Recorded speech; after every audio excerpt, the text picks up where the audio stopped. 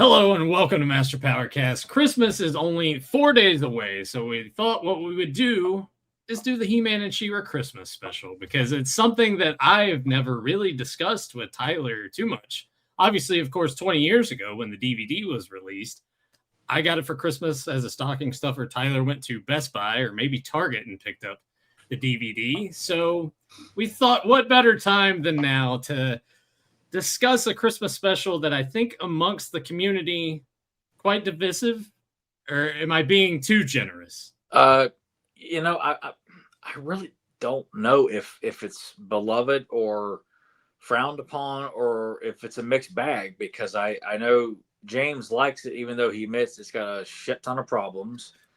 And me, we'll get into my opinions about it as we get. So I really don't know if it. I think it's well loved, but it's not celebrated like Tila's Quest or Dragon's Gift. It's not put up there at the Mount Rushmore of episodes. I'll just put it that way. Well, I mean, not even compared to other episodes of Master Universe, but I think even as a Christmas special, it doesn't really get mentioned amongst others out there. No, either. It's a niche Christmas special. And let's face it, not all Christmas specials are created equal. They're just not. They think, oh, it's Christmas, so let's make it sappy and shitty. It's just like, why can't it be badass with a Christmas, idea, theme, or party at the end of the episode? Or you're trying to build to this, and in between there, you got some badass, moments going on. It's like, no, let's just cut the balls off right here in front of everybody, and just and let the balls fall where they may. Well, the biggest thing about this that you have to consider is that Christmas wouldn't be something that would be celebrated on Eternia or Etheria. So when you look at it in that regard, and you get just that base idea of someone saying, we need to have a Christmas special that involves He-Man, that involves She-Ra and its cast of characters. How are we going to make that happen if Christmas doesn't exist on these planets? So you kind of box yourself in that regard. It could be done in a very sensible and mature way. You don't have to dumb it down and take something that's already meant for kids and let's treat them like they're morons. You don't have. I mean, they've already showed it that way, but of course, this is a product of the Lovejoys of the world are writing letters to Filmation. You're promoting devil worship and witchcraft with these characters and violence and cutting people's heads off. I'm not kidding. It's like none of that shit's happened, but Filmation just was like, oh my god, we got to cut this shit back. Yeah. So although this aired in 1985, it was a special only broadcast on television, save for some markets, and it aired again over the next few years. And of course, USA Network aired it. We played one of our commercials a couple episodes back. They played that a handful of times in the late 80s, but it was later released on VHS. And as I mentioned at the beginning of the episode, actually December 6, 2005, we got it on DVD. So I kind of feel like for a lot of people, they hadn't seen it since until they bought the DVD. So there is some nostalgia there for people that watched it back in the day and that were big Master Universe fans. But we will go ahead. We'll dive in and just see how are we going to have Christmas on Eternia. So we get a good panning shot. Got some snow. You got some snow going on. It's beautiful animation of showing winter on Eternia, which is it just looks really, really cool and very festive. And this it's the panning shots is what really got me because I heard about this and I would see a sample of it on the early days of the internet, not the opening one, but the ending one. So it's all about the panning shots for me because oh my god, look who all's in this. Look at all these cameos. This is amazing. Yeah. So we might miss a couple here as I'm scanning through the episode, but we have Snoutspout. We have Fisto. Snoutspout, of course, next week. The next episode is going to be all focused on him. So not only some He-Man characters, but hey, She-Ra's people have shown up as well. Yeah, to see them on Eternia in the Royal Palace, like it's just unique, it's different, and it's something. It makes you wish, like, why couldn't we have seen more of this? Why couldn't we have seen more of the Etherian lovely ladies, visit the Royal Palace and shack up with all these cool guys? And Well, I mean, you got Bo back here, is looking at Peekaboo, and is like, "Oh, hey, what are you doing later?" kind of thing. Yeah. And you get Stratos, hanging out with Cast a Spell. There's like, hell yeah, dude. Get the Frost, Mossman, and Queen Angela, and the lovely Frosta hanging out with the redheaded bitch herself, and Cal overseeing the package wrapping it, and seeing Madame Raz using broom and Randman helping out. Like, it's moments like that. Like, why couldn't we see these characters not just in the background, but actually crossover more? Yeah, or in this, like in the sequence here, like seeing Randman talking to Madame Raz and vice versa, not just because as we'll see, when this was made, like Filmation is strictly focusing on She-Ra. And it's bothersome to me that most of the He-Man cast is heavily overlooked, and we're constantly seeing. Not that there's anything wrong with it. I feel like the He-Man cast of characters is severely shortchanged in this because they're knee deep and working on She-Ra at this time. Yeah, I mean, I would wholeheartedly agree with that because we get a little bit of Man-at-Arms, and of course, obviously, like Adam and the He-Man is here, Orko and Orko, but that's kind of about it, really. It's pretty limited. You get a little bit of King Randor and Queen Marlena, but it's pretty much full on, She-Ra cast. Other than a couple of small cameos, and like to not hear Fisto interacting with Snout Spout, to see Stratos, talking to Cast a Spell. Like, those are moments I would have liked to have seen, just them interacting one more time. It's it's just going back and rewatching it. I was just like, man, we're just getting pretty much all the She-Ra cast are getting all the talking parts right now. Which, hey, love looking with the lovely girls from She-Ra, but it's like, dude, Fisto's right there, Mossman's right, the Stratos is right there, Randman, for God's sake. So they are decorating, but not for Christmas. It's gonna be it's Adam's birthday. It's Adam and Adora's birthday, twins' their first birthday together. Yeah, how about that? And that got me thinking that because myself and my cousin John's birthdays were like a month and some change apart when we were very, very small for like those first few years. They decided, we're just their birthday party will be together. So like they would throw it on my birthday, but it would be like his birthday party too. So I would see pictures. I'm like, what the hell is this? And they're like, oh, we just did your parties together. I'm like, why? There's like a month and 14 days in between. Like, I don't understand. Yeah, it does. It's kind of hard to justify doing that. Whatever. But Bo's suggesting here, it's like, let's make it purple. That'll look good. She's like, yeah, she's looking quite lovely there with her green hair. Yeah, absolutely. So this is when it's kind of brought up. It's like, oh, hey, it's the twins' birthdays. We're celebrating. It's their first time together, celebrating it together. And then they're just Marlena mentions it's reminiscent of what it was like celebrating Christmas, and the Randor like opens up the box like, Christmas, is that Earth holiday? And logically, part of me is like, Marlena never once mentioned Christmas, in her 18 to 19 years on the planet. Like, up until now. Yeah. I mean, granted, I get why they're doing it. I'm just saying, like, I feel like they could have done a little bit better job of like saying Marlena, like, Marlena, you've mentioned Christmas before over the years in passing. It would be really nice to do it, celebrate that, or something along those lines. Maybe she wasn't in the headspace to feel that. Well, granted, until just now with the twins having their birthday, maybe that's the thing that triggered her. It's like, oh yes, Christmas. Well, she has probably lost track of, it's hard.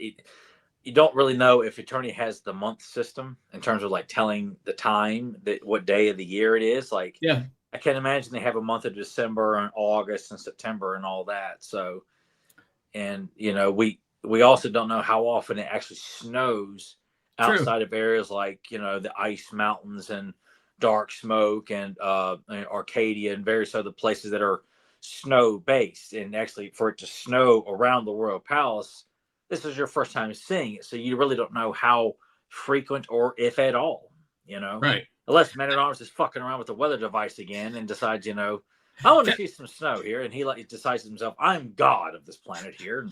Well, speaking of Man-at-Arms, while all the decorating is going on, Adam and Man-at-Arms are here, and Man-at-Arms has got the Sky Spy, which is apparently going to be able to track Skeletor's every move that he makes. And I was like, okay, well, I guess you sort of have to balance that out because Skeletor very much has the same thing to kind of spy on anyone else. I mean, he's got his hover screen, which you never quite get the idea that they're aware that Skeletor has that and has the means to do that. And I don't think Skeletor would ever just come out and blatantly say, by the way, I can see everything you guys are doing.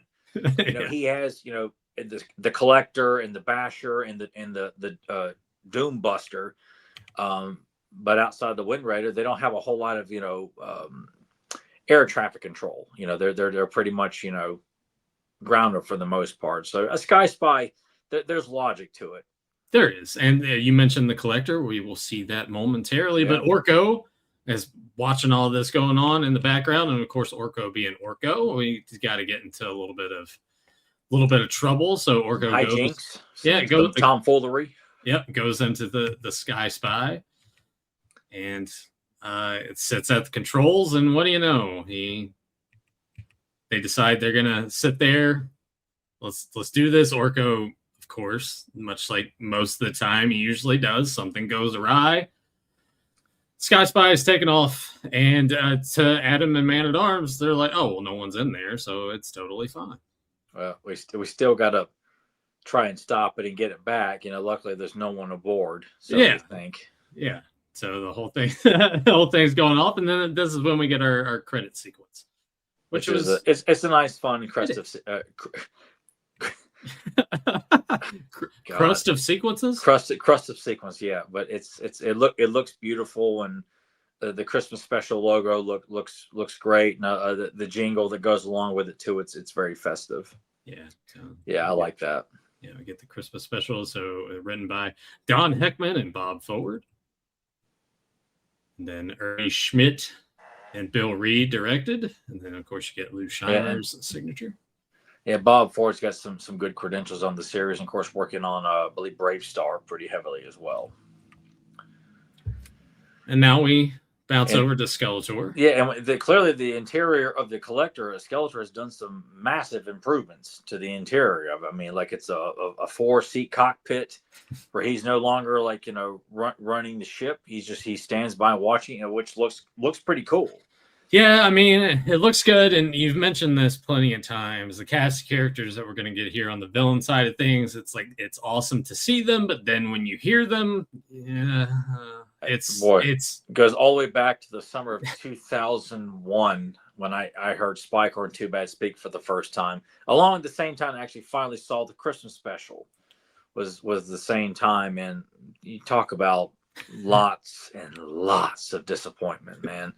And you get to, they're in another episode. Maybe the voice would be different. No, for some reason, even though some characters have inconsistency with their voices, Too Bad and Spike are pretty fucking consistent. Yeah. So the Collector is following the Sky Spy at this point. And then Adora walks into the picture. And then this is when Adam's like, I should probably turn into He-Man for this. And the Collector's there. It's following the Sky Spy. We can't have none of this. So we get transformation sequence, which I was noticing too. We were talking about they're very heavy in sheer production at this point. And you can kind of see obviously some of the reused stuff, but then also some of like the newer stuff they've been using with She-Ra implemented in here. And it's fun to see because it is like that clash of new and old. Yeah. And it's I mean, it looks good. I mean, for the other than, we'll get to some of the other things that just don't look like they belong.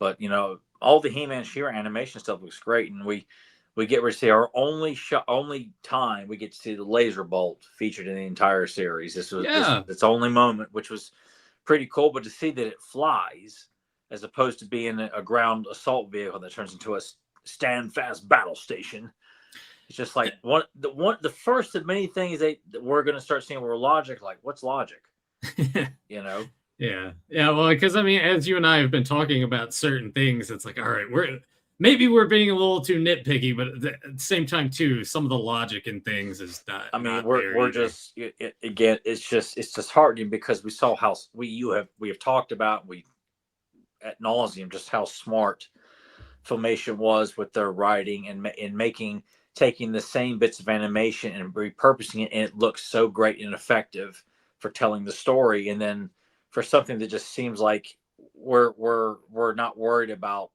cohesiveness in storytelling. We're just throwing as much shit in here as we possibly can in terms of product placement and telling a Christmas story that's trying to get it was like it all could have been done so much more nice and tightened up. And as we're going to get deeper and deeper into this, man, it's just what I like about this part here though is we got when we had Adam and Man at Arms standing below at the bottom of Sky Spy. Yeah, seeing to scale how big the collector is compared. Oh yeah, yeah. It really intensifies, like, you know, just how mass and almost because they never get the vibe that the collector is that mass, like a damn battleship. Yeah, you know, but this here makes it look like it is.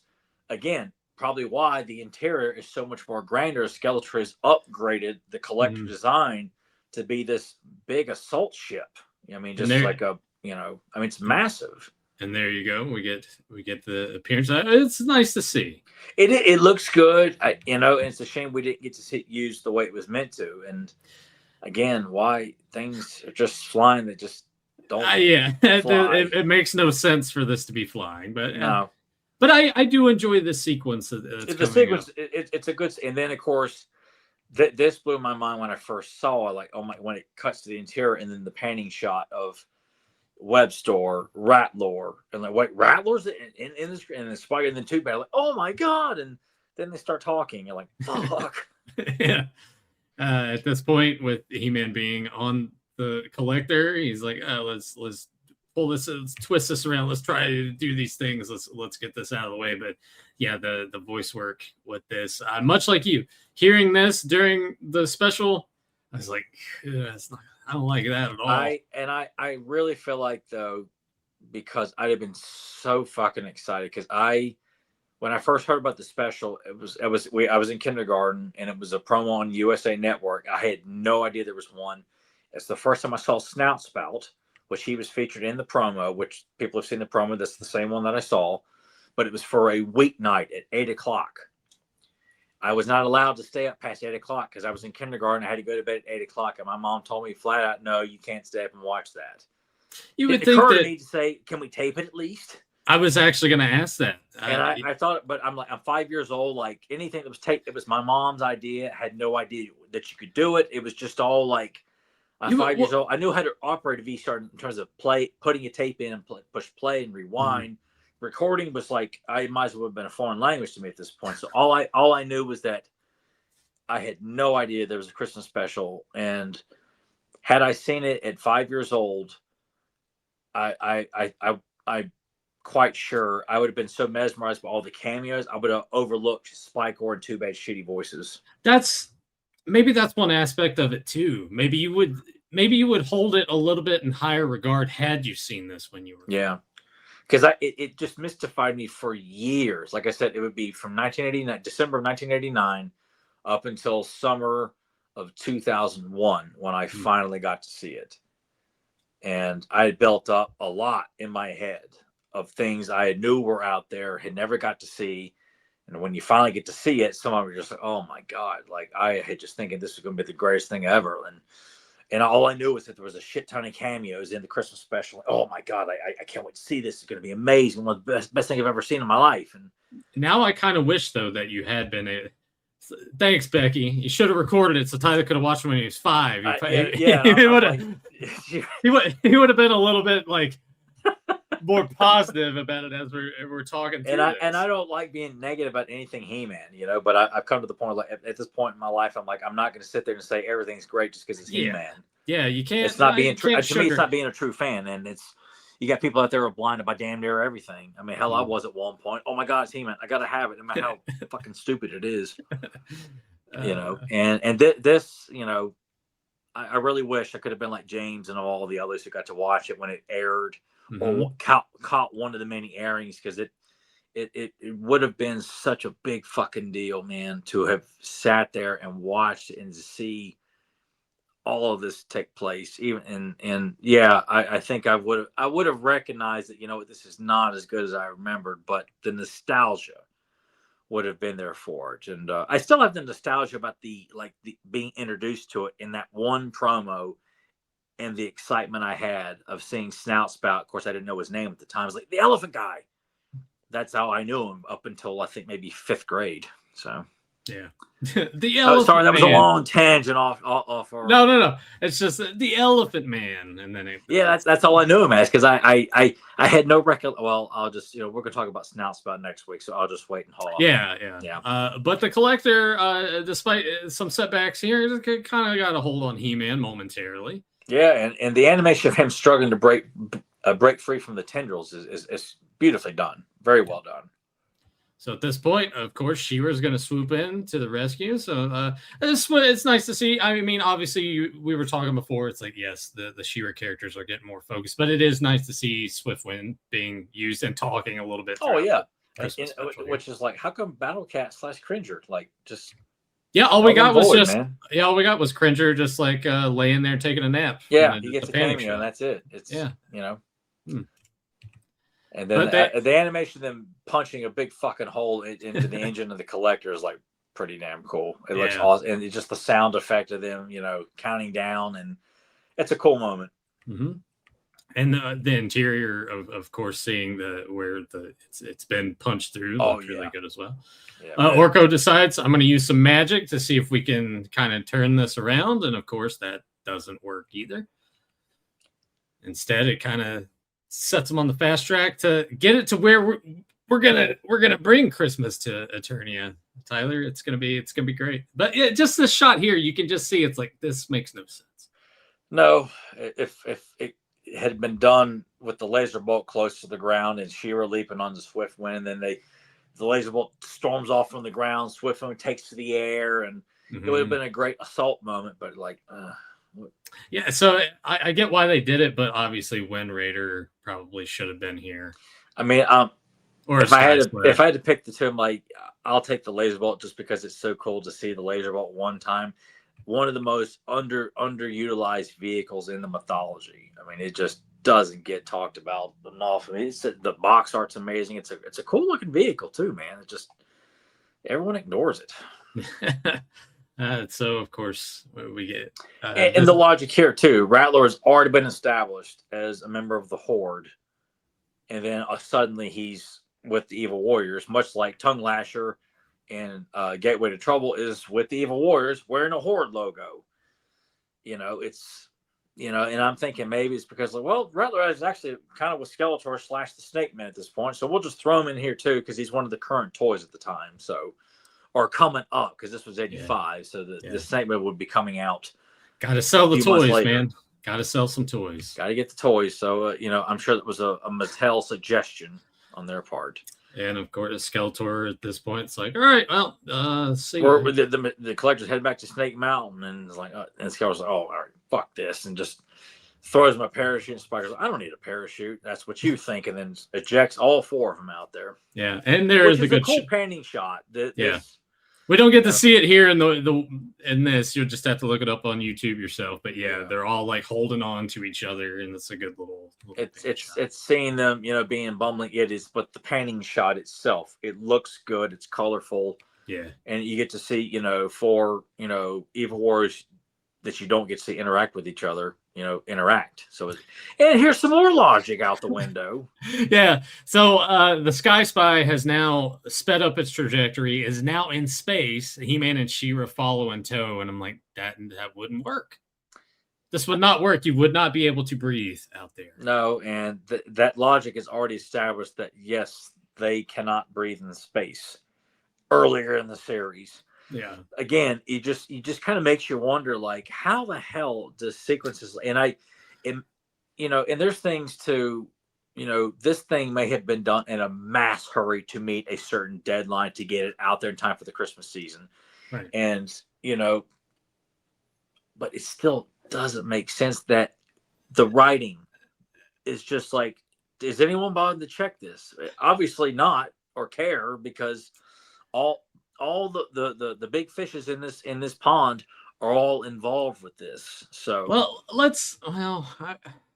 I mean, Lou Scheimer's working on the voices and things like that too, and the rest of the cast of characters. But it's just like, where are the checking the What checks and balances of the plot here. Let's look at it like this. In this shot, this kind of looks like low-lying cloud coverage, right? Sure, we see some stars. So let's just assume, for the sake of assuming it, that maybe they're while right in front of Orko's in completely outer space. Hey, let's just pretend that this is lower atmospheric enough that they can breathe. Let's just go with that, because we'll just say they're just right above the clouds. They're not entirely out into space yet. You know what? That's the kind of talk that keeps Rob David in a job. We'll go with that. But yeah, the sky's and by. Orko is starting to realize, like, oh my god, like He-Man Sheriff is like, all right, you know what? Well, we're not gonna worry about it. There's no one aboard. And There's Orko no one aboard. Realizes no one's coming for me, and no one knows I'm here. Yeah, so he fucked up big time. We get commercial break, and this is when they're you get the shot here. Orko's like still out there. Where am I? And this of course, like, that doesn't look like Eternia, as he's starting to head towards Earth. Now I know I would have been very pumped about that, being 5 years old, seeing Orko come to Earth. I think I would have been pitching a 10 at 5 years old over that. Like, this is fantastic. But Orko gets out of the craft. He spins out. Some snow falls on him. We get looks like the Ghostbusters logo right there. It does. And is there any, you think, because I haven't looked at any trivia or anything on this. Is this any sort of like shot or anything? Maybe because the real Ghostbusters series was supposed to have been with Filmation. Yeah. Which is why Filmation came up with their own version. So this may have been like, but this is 85. Real Ghostbusters cartoon wouldn't come out till 86. Yeah. So it may be coincidence. It may be a shot.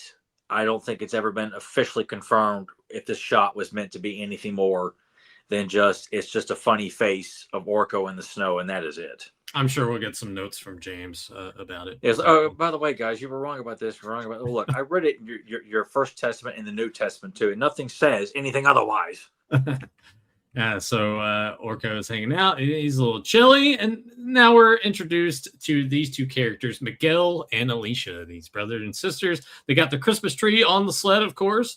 I never really had that experience of going and picking out a tree or going out and cutting down a tree or anything like that. It's always just been artificial trees my entire life. We went out to multiple occasions back in the early 90s to Joe's Tree Farm, which I couldn't tell you where at in the vicinity, but it was in this big, and it was the coziest setting because you had to go up this rural road and this massive tree farm, and it was this log cabin up in the center of it.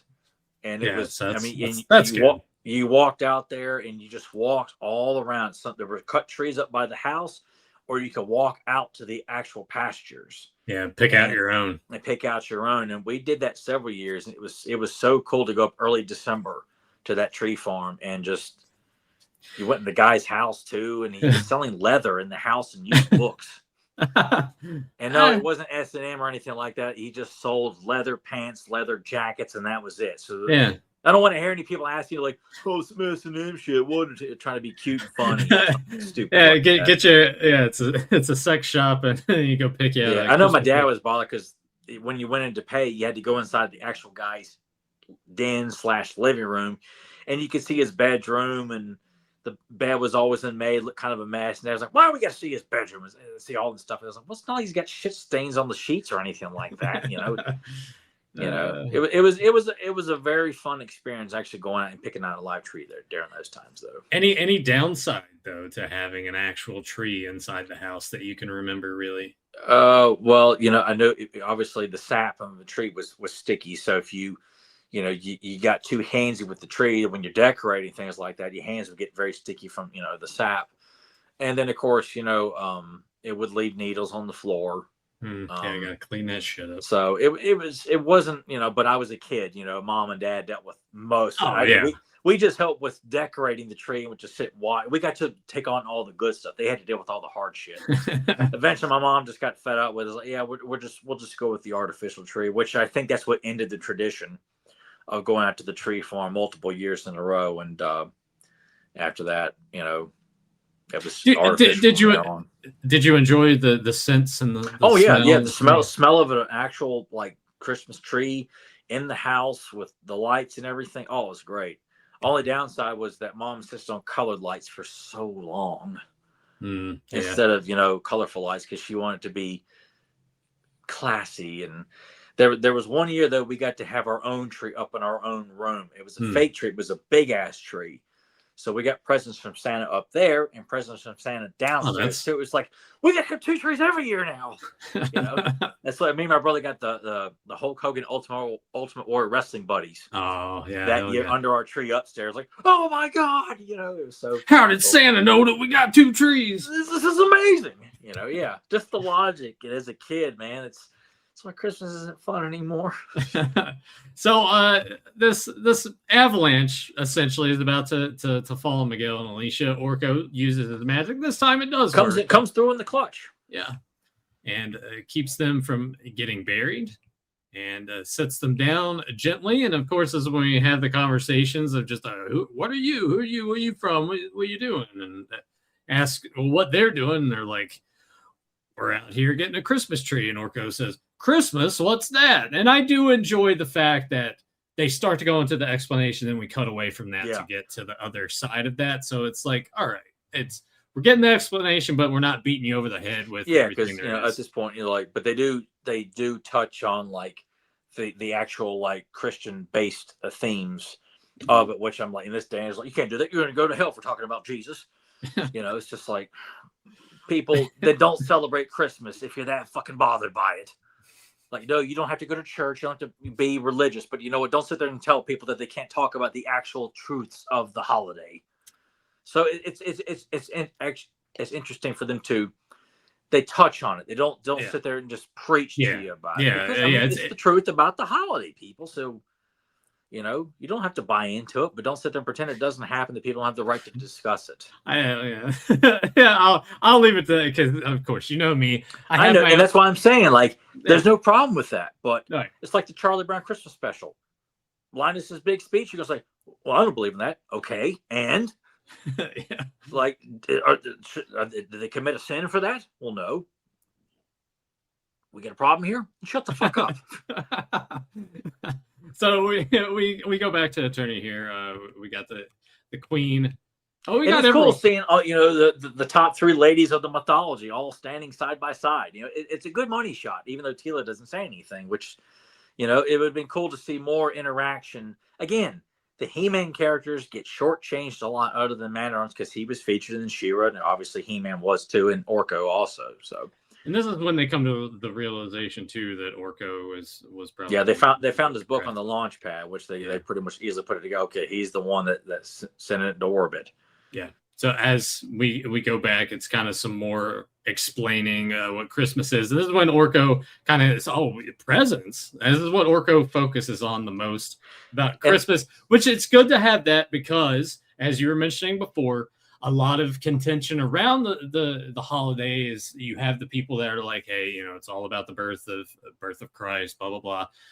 It's not all about presents. And because when you're a kid, especially when you're a kid, it's presents. Man. Yeah. I'm sorry. You're not talking to any child when they find out, I mean, I'll never forget, once you find out what Santa does, what he brings you, and what you get, like, oh my God, like you could preach to me all you want. All I know is he's coming tonight, and I'm getting some action figures in the morning, and that's all I care about. Leave out the cookies and milk. Yeah, leave out the cookies and milk, and make sure to take care of him and the reindeer, and we're good to go.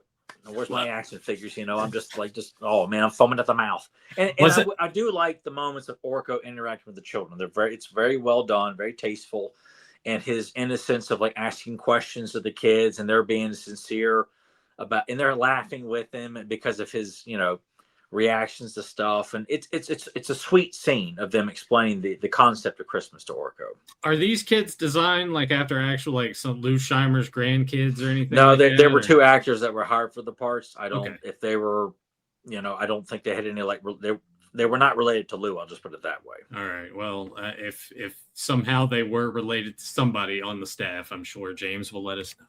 Yeah, because James like, oh no, I actually hung up with the two kids they were modeled after. Of course you did. You went and had dinner with. You stayed at their house. Yeah. They gave you samples of like the animation. They were just like, yeah, he just falls into this shit. People are just like, hey, do you want it? Sure, I'll take it. It turns out the kids had like the storyboard for the Christmas special. It's like, oh, here you go, James. And James is just like, well, I'll sell the shit on eBay.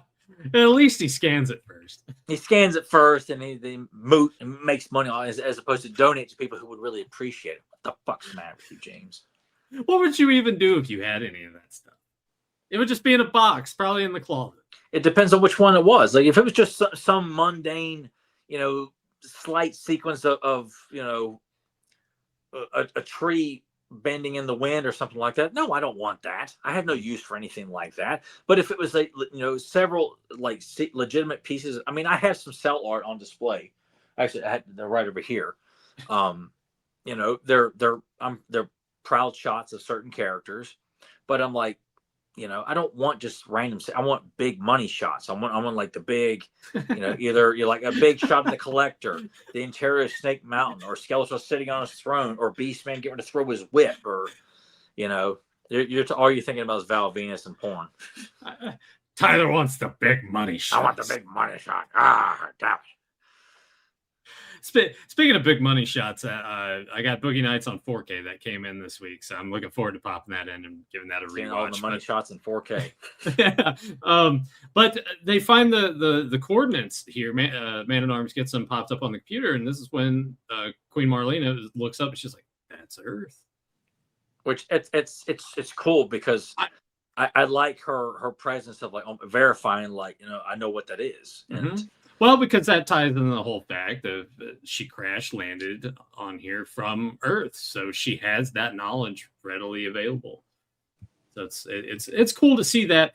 And you were talking earlier, it's like if we could have changed some stuff, that this could have been sort of more of the direction to go with it. Instead of like having Orko go to Earth, you could have Marlena more, since she's from Earth, be the one that's missing Christmas, wanting to experience Christmas again. You could have went that angle. Yeah, again, we truly did not need children in the travel to Earth with Orko to bring Christmas. Like Marlena would explain the concepts, would maybe make some illustrations and show what Santa Claus would look like. What a Christmas, how would you decorate a Christmas tree? The song she could introduce to the cast of like what Jingle Bells is, Deck the Halls, and various other things. But on the flip side of that, and I know you and I don't agree with the mentality, because we've mentioned this before, that when we see kids in cartoons, we never particularly really related to the kids. It was more about, it was always the heroes. But I could see the standpoint of, let's introduce some kids to kind of, maybe it makes the kids more like, kids watching it relate to it more, with it being Christmas time and Orko being there kind of thing. But yeah, I mean, the concept of like, if you're a child watching this and you want to picture yourself interacting with Orko, okay, that I can understand. But you could have scrapped all that, have Marlena introduce it, and maybe, there's a impoverished family, in that the royal family is going to decide to help out around this time of year. They had 2 children. It's an angel tree scenario. Yeah, something like that. And Marlena says, children, if you're good, we're quite certain Santa Claus will come visit. And she explains the concept of Santa Claus and everything, like, to these 2 kids. And Adam would dress up as Santa Claus and leave them some presents or something like that. And Orko would be hoping he would get a present too from Santa Claus. And you could have scrapped all that, but have, at this moment, like the evil wards decide, what, we're going to make our big assault on the royal palace. The Horde decide they're going to jump planet and try to overtake something on it. You could have incorporated the 2 main factions in a big assault while the royal palace is trying to celebrate the twins' birthday and introduce the concept of Christmas at the same time. Instead of this back and forth, it's about the kids, and Horde Prime suddenly's got a hard on for these 2 kids, because there's like, of all the other good things going on your planet, on Etheria, and on Eternia, these 2 bastard children here are the ones that are getting you all hot and bothered. It's just like, I'm sorry, people, this could be done a hell of a lot better. But before we get to Horde Prime, Man at Arms makes a mention. It's I'm like, gone way too much. Sorry about no. before we get to that, Man-at-Arms is saying, like, yeah, there is a way to do this, but I'm going to need this water crystal. The Carrion water crystal, which is the only connection between this and BraveStarr, which, you know, after while I was watching, it's like, you know what, this kind of gets my, which I've always wanted to see He-Man and BraveStarr crossover. I'm like, after when I was watching this, I'm like, the creative juices started flowing of like, you know what, like, we really do need to see a He-Man BraveStarr crossover. And we know the powers that be sure as hell ain't going to make it happen because they don't give a fuck.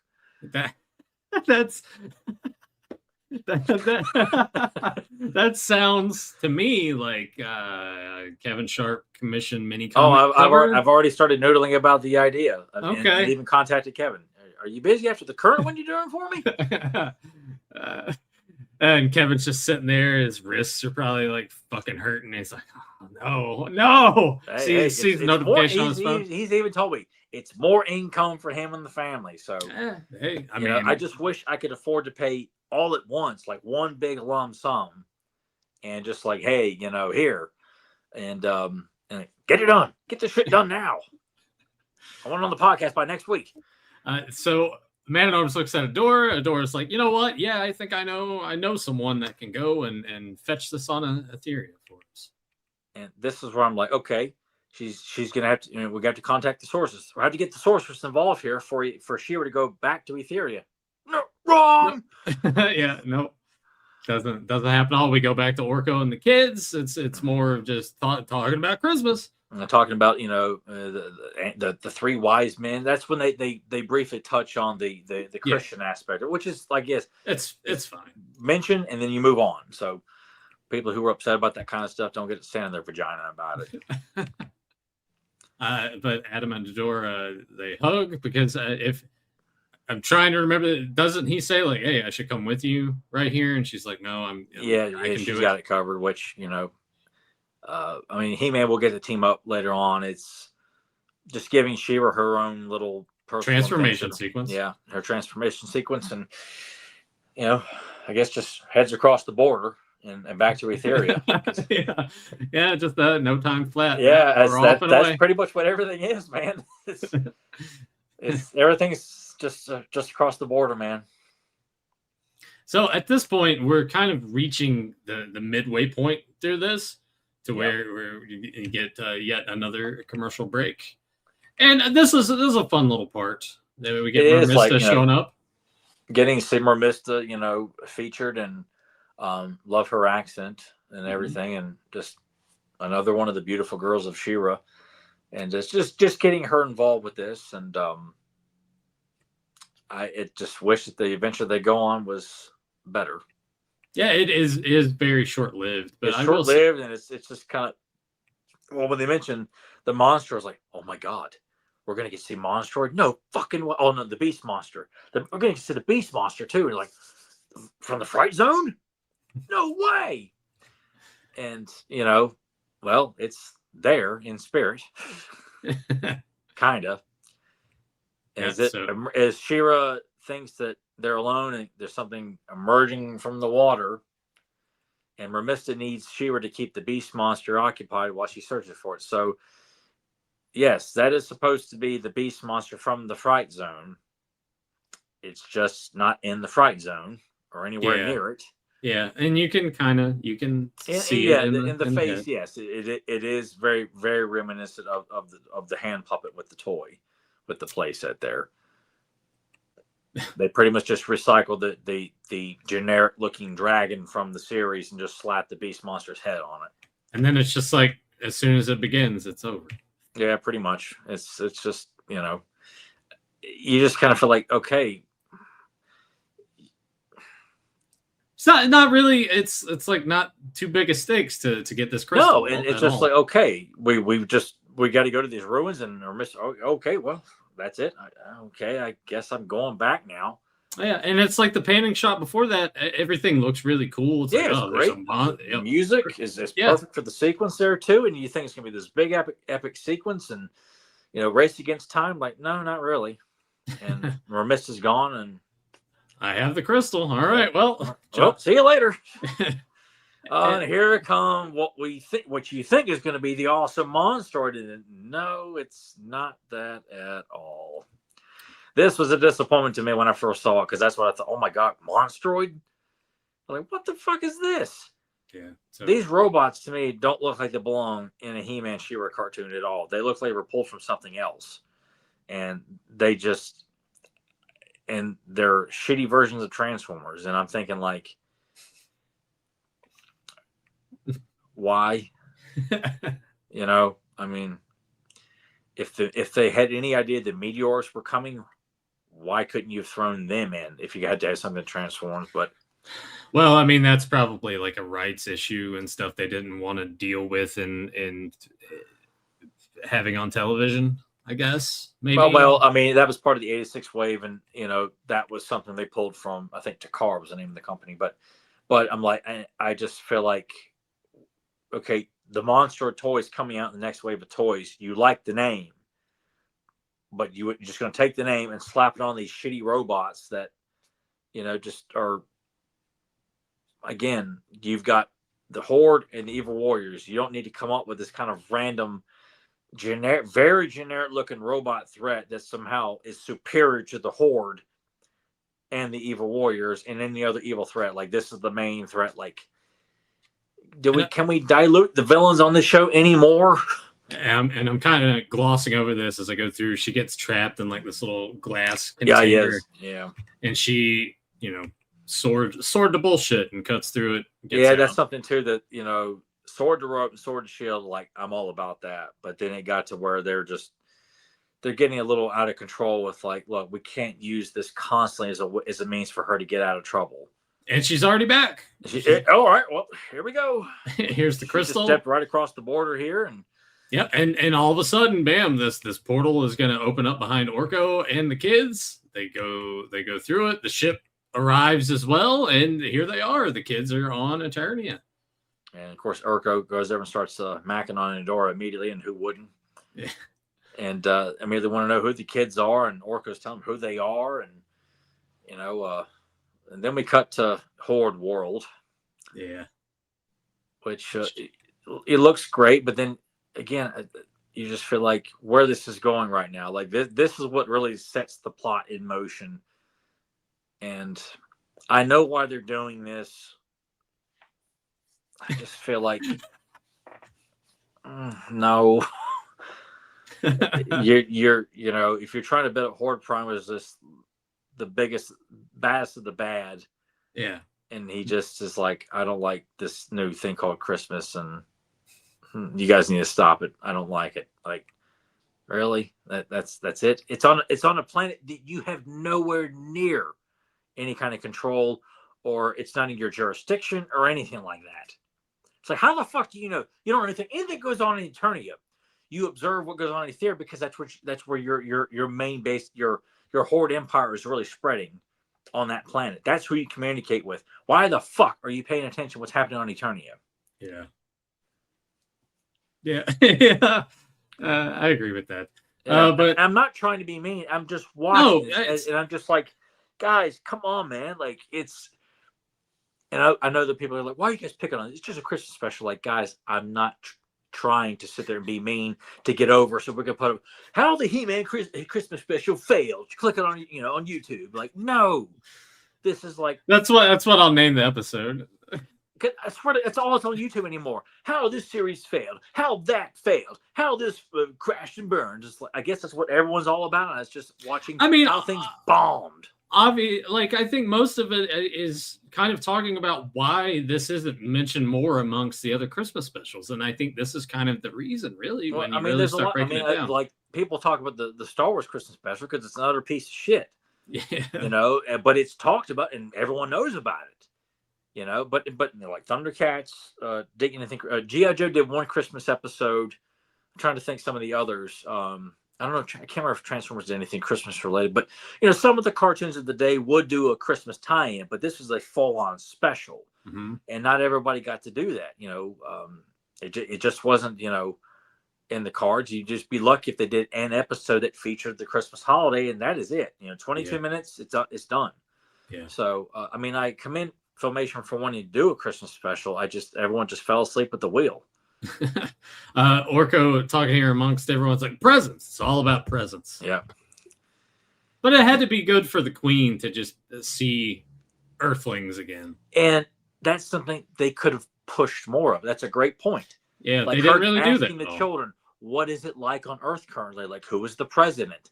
You know, are we still at war with Russia? You know, or various other things. Like, she could have been asking the kids and like, lady, what's the news? We don't watch the news. You know, I'm in middle school. I don't give a fuck. You know, but it would have been a great moment to have her explore more about how Earth culture has changed since she's been gone. Yeah. So we have Horde Prime here has summoned Hordak and Skeletor. Which, you know,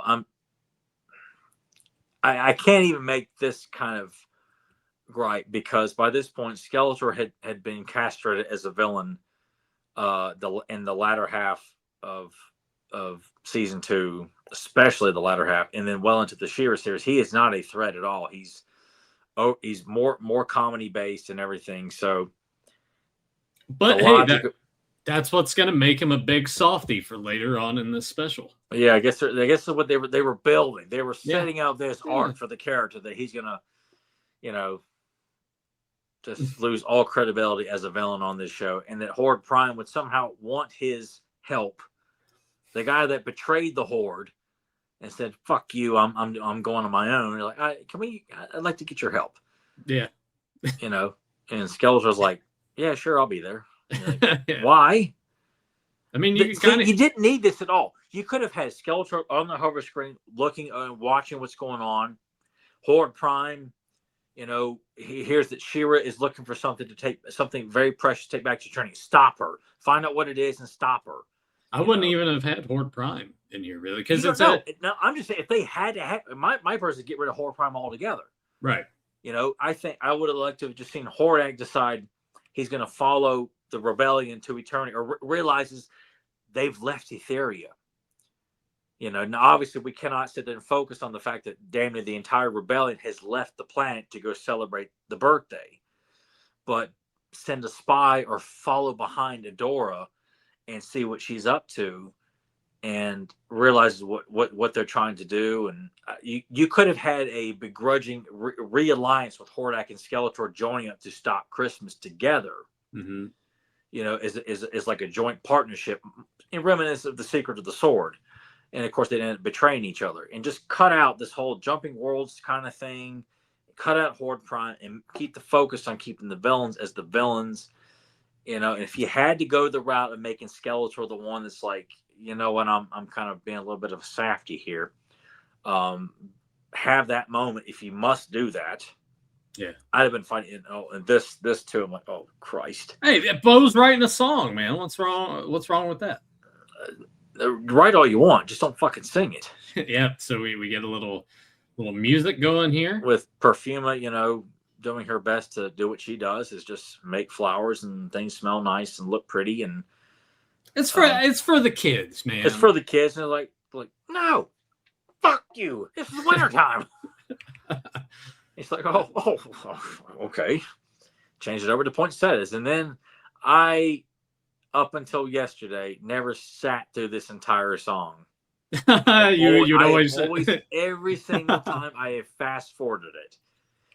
And I just sat there and you sat here like the kids. You're like, yeah. Oh, it's bad. I know Erica Scheimer wrote it. She's done so many great things on He-Man, sure, but this was not one of them. Orko and Cal are there. Orko and Cal are dancing, and it just goes on too long. Even though it's a very short sequence, it still goes on way too long. You know, it's because it's just a bad. Now we get the dick copter. When I like watched, was like, Nathan's going to call this a big cock. Yeah. Because I mean, the Horde dick copter is here. Dick. Yeah. Honestly, seeing it reminded me of the SNL ambiguously gay duo skits. Like, this looks like something straight out of that, really. Yeah. I hate saying that, but I saw it's like, what do you think that is, man? Of all the other cool ships that the Horde Empire has, this is the most, like, you couldn't put together something a little bit more menacing. Gets better. So the dick copter swoops up the kids. They take Orko too, correct? Yeah, Orko goes too, which, you know, You didn't need to take Orko. Didn't need to take Orko at all. No. But, beam them up, Scotty, so they're in there. Hey. And of course, you get more cameos. We got Multibot, Modulok, and Catra, Imp, and Hordak. Like, again, would have been so pumped as a child to have seen all these characters together. Agreed. So it goes back and Poe's like, we're just having a good time. And then they got sucked up into the dick copter. I don't know. There's nothing I can do. Where'd they go? Nobody knows, right? And then they keep saying, we know they're at the Fright Zone, but we don't know where. Like, wait, what did you say again? Yeah, that stuck out to me too, where it's like, we know they're here, but we don't know where they're at. It's like, what? Yeah, you do. Come on. What? And that's when you need the picture of Baxter Kane. What? No. Would I have to quit basketball? What? No. And then we're heading into Monstroid territory. Dear God, help us all. Yeah. So then they grab a hold of that big cock. He's got a big old handful of it. Sets it down. Hordak and the gang come out. They meet the Monstroids, and then we get, you got 30 seconds to comply, pretty much. Please put down your weapon. You have 20 seconds to comply. And there's no explanations to how the hell these robots somehow know that there's two children on the planet Eternia that carry the Christmas spirit, and that the Horde abducted them, and that they're taking them back to the Fright Zone. They just grab the big dick and say, leave the children. Like, how the fuck do you know that? But yeah, the part here where all the extra and just the talking, it really took me back to like Ed 209. Yeah, and just thinking that they're gonna start looking at the horde. The horseman is Mr. Kenny's and just shoot the shit out of him. At this point, when all the guns are drawn on him, Hordak and gang like zip out there, and we get the sound effect too. I mean, they're running like Flintstone characters. And I was like, oh boy, like, ooh. Dude, to see Modulok, Catra, and then Hordak, we're really going to ramp up his cartoonish exit here. It's like, God, you hate to guys. see that. You hate to see that. Yes. And it's just, dude, you're doing everything you possibly can to kill the spirit of evil on this show. Here's where She-Ra says, we know that the Fright Zone, but we don't know where. Yeah, Peekaboo should have just said, what the fuck are you talking about? I can locate them. Beep, bonk, beep, beep, bonk. They get the lighting up there. I mean, and I can appreciate the logic of like, look, we're pushing the She-Ra lines coming out, or it's out right now. We need you to showcase these characters even more so. But you think, this is 85. Why aren't more of the He-Man cast released in 85 like Cyclone, Mossman? We got Spikor and Too Bad showcased. They're part of the 85 wave. We got no Stinkor because Lou Scheimer said we're not doing that shit, which is still a fucking crime. But we're not getting Roboto, and it's just we're missing out on some other more action figure sales for Christmas of 85 because they're really pushing the She-Ra stuff. Well, speaking of, we could have pushed them and made figures out of this. The kids in Orko, they're locked away. They are currently imprisoned. Well, we have to find a way out. Dear God. And now we get Cutter from the Manchines. It's like, oh, hey, no problem. I'll turn my fist into a blade. We'll cut these bars. And you get on out of here. Like, okay, it's going to be some cool looking alpha robots. Like, no. Just more cutesy stuff. Like, I'm with you on that because it's like we already have Orko here. Why do we need another character that's like and we've already got Monstroids. Like, how many more fucking robot characters do we need to slam into this show? And don't you wait, because here's another one, Zipper, who it's like Alan Oppenheimer doing his variation of Buzz-Off's voice. Yeah, it's like very Cosby-esque. All the kids hop on and ride Zipper. This is weird. It's just ridiculous. This whole sequence. I mean, with the shitty Monstroids, the Manchines, it's just that's ignorant. It's ignorant. It's ignorant. You're being ignorant. They're ignorant. That's ignorant. That's probably what I think Don Heckman was the other writer in this. Like, I'm gonna Uh-huh. blame him for a lot of this stupid shit. Yeah. So Let me look at these robots. It's just like, God.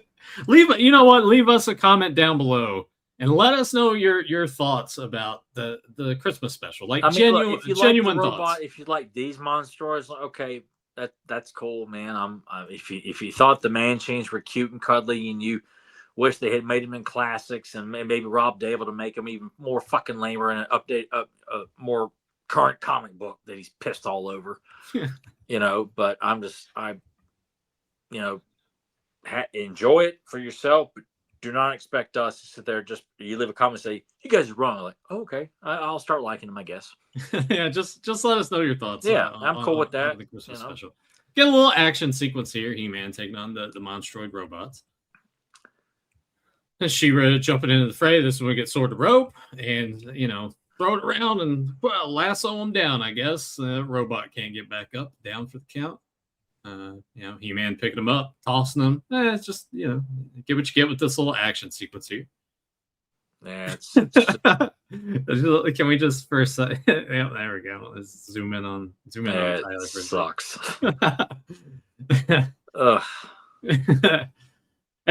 So it's just kind of like this is the tipping point for you when you watch it, right? It's like it's building up to it. We're seeing Horde Prime, building all of this up. We had the little musical number. You're just like, oh, okay. Is it when these characters show up that you're like, this is too much for me? Well, and you feel like this can't get any worse, and then it does.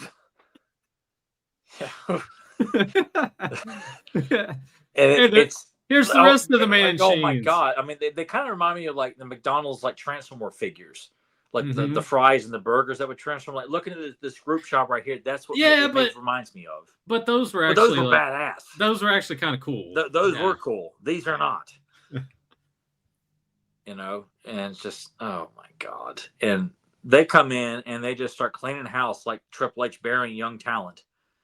These Monstroids are scaring the piss out of all the other evil characters. But these little guys come in here, they're like John Cena all over the place. I'm going to bury all of you. Let's talk about that. We get Hordak with the zippy and running away. And these guys take...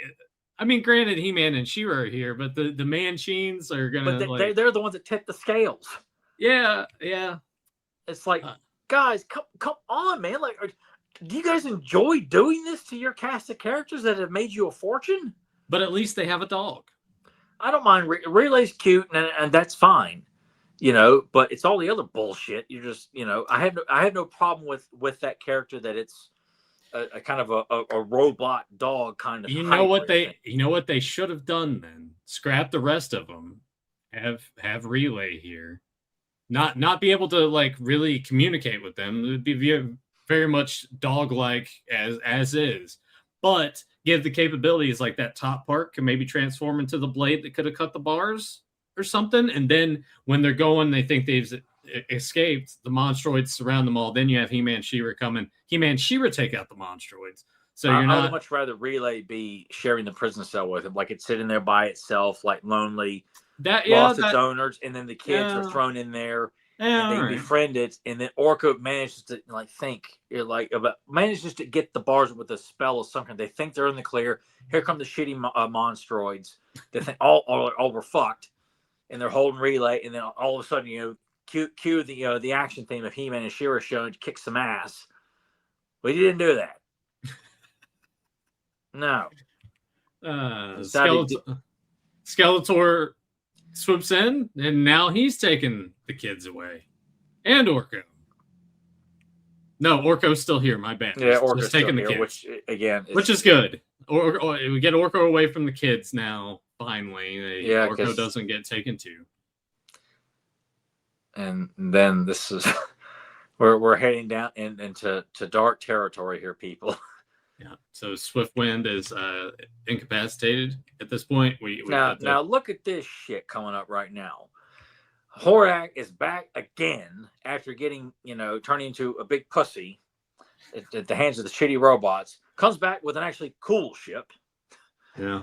And it's not look like a cock. yeah, and then Skeletor just turns around and takes out the whole fucking ship with one blast of a Havoc staff, and decommissions that ship. Yeah, And he was like, he destroyed my ship with his blast. Oh, that motherfucker! And then he just retaliates, shoots another blast. It's just like, guys, come on, man! Like, can we stop acting like as if we're just going, pew, pew, you know? Have a little credibility here, people. We're just, yeah, open range, Nathan. So Skeletor and the kids are going to crash. In the snow right over the corner here. Yeah. Swiftwind is broken out of like the rock. And asked, what about the children? Fuck the kids. Swiftwind's like, fuck them kids. Yeah, so it cuts to this. Skeletor's like, well, I guess we're gonna have to walk, and the kids are like, we're cold. He's like, so you're cold. Yeah. Okay, well, we still gotta walk, but we're cold. And then Alicia falls down on the ground. She's like, I can't do this. And Miguel's like, come on, man, we can't do anything. We're just kids. Don't be an asshole. It's Christmas. And the Skeletor's like, yeah, all right. And then you little shits. Gives them big puffy coats, and all of a sudden they're immediately warm. Yeah, I mean, maybe it's got the heated stuff that you it could be, and you know, the button and it warms you know, the temperatures in Eternia are probably a lot different to handle than they are on Earth. And Relay's obviously happy to see the act of kindness that was put upon his new friends, and Alicia realized, oh my God, we forgot Relay and Skeletor. And I do enjoy this moment here because there's not many to enjoy in this thing.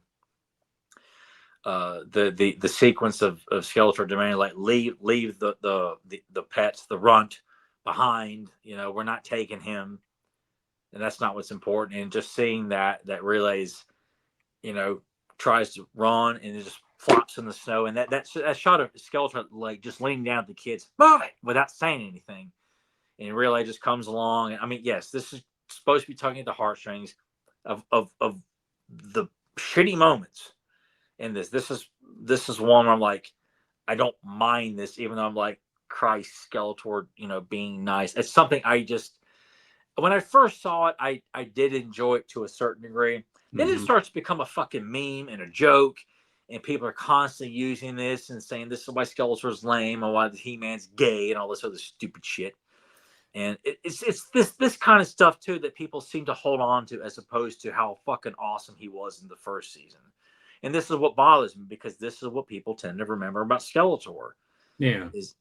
But I agree with you on this. It is a very, like, I liked watching Skeletor, like, walk ahead, come back, turn, look, start to move ahead, turn, look, goes ahead. And he's like, I don't know what's happening to me. And I if I'm being honest, 5-year-old me would have loved this. I would have been very excited to see Skeletor do something, because it was always exciting to see him team up with He-Man in the 2 episodes we did. Even though you knew the alliance was not going to last long, it was still cool. And this was like, what if? And then Skeletor gets him in the middle finger and he's out of there. But this, you're like, it's full on. Like, yeah, I would have bought it as a kid, but, and it's like I said, it's good for what it is. I don't celebrate it though, you know. And seeing the expression on Skeletor's face, like getting more pissed off, like, I am not nice.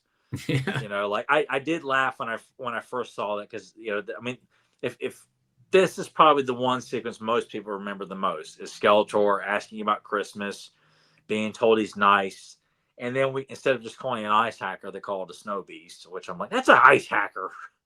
Well, it is what it is, but Skeletor quickly takes it out. Yeah, and it slides down on some ice. It's all good because you can't show things getting killed. No, it slides to safety, and Alicia thanks Skeletor, and he smiles, and then he quickly shakes out of it. And, you know, listen, I am not kind, I am not nice, and I'm not wonderful. And it's a good moment. It's a good moment. And then instead of getting the Velvet Glove warship of you know, Horde Prime, we get this, which I don't remember if this was featured in any other episodes. I feel like they were designing kind of a lot of, you know, random stuff, but it would have been more fitting for the velvet glove be the thing that actually shows up to take the children. But again, we got everybody showing up. Why is Horde Prime here? This really should be a showdown between Skeletor and Hordak and he. You got entirely too many characters in this finale here. Mm-hmm. You know, it just kind of it should really just be another alliance of like He-Man, Skeletor, and She-Ra teaming up to take on the Horde. Yeah. And Skeletor resides and is like, you know what? I don't know what's coming over me, but I'm not going to take these kids to Horde Prime. And it just stops right there. Yeah. But Skeletor shoots a blast. It reflects off the shield of Hordak, lays him out, knocks him out. And Hordak says, "How you hit yourself?" Like, oh my God, Hordak would not say stuff like that, man. It's just not good. I like seeing Multibot in action, you know. Briefly, but he's quickly just cast aside. You're like, damn it. So, and I mean, obviously, we're not. Horde Troopers getting dispatched. Yeah, which He-Man and She-Ra. That's about the only physical action you get from He-Man, which I would never argue that. Yeah, you know. Yeah, it's easier to get away with hurting robots. Yeah, which all the more reason why Multibot. It'd have been awesome to see He-Man taking on Multibot. You know, and some sort of like big physical struggle, while She-Ra's battling Horde Troopers, or vice versa. Yeah, and Relay is there licking Skeletor to wake up. We need your help. And Skeletor wakes up saying, "I must save the children." Like, man, we're really pushing this hard, aren't we, people? It's just like, Christ Almighty, man. Like, so we get the big claw machine coming down. Claw machine's coming down, and once again, Skeletor's like Havoc staff and get a blast, and just dismantles Horde Prime ship just like that.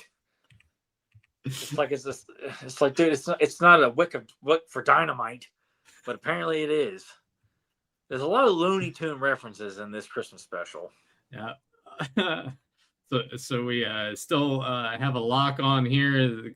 The ship crashes. He-Man She-Ra pick it up. They heave it out, and Horde Prime's pissed, and he's out of there. And a job well done, thanks to this alliance. Yeah.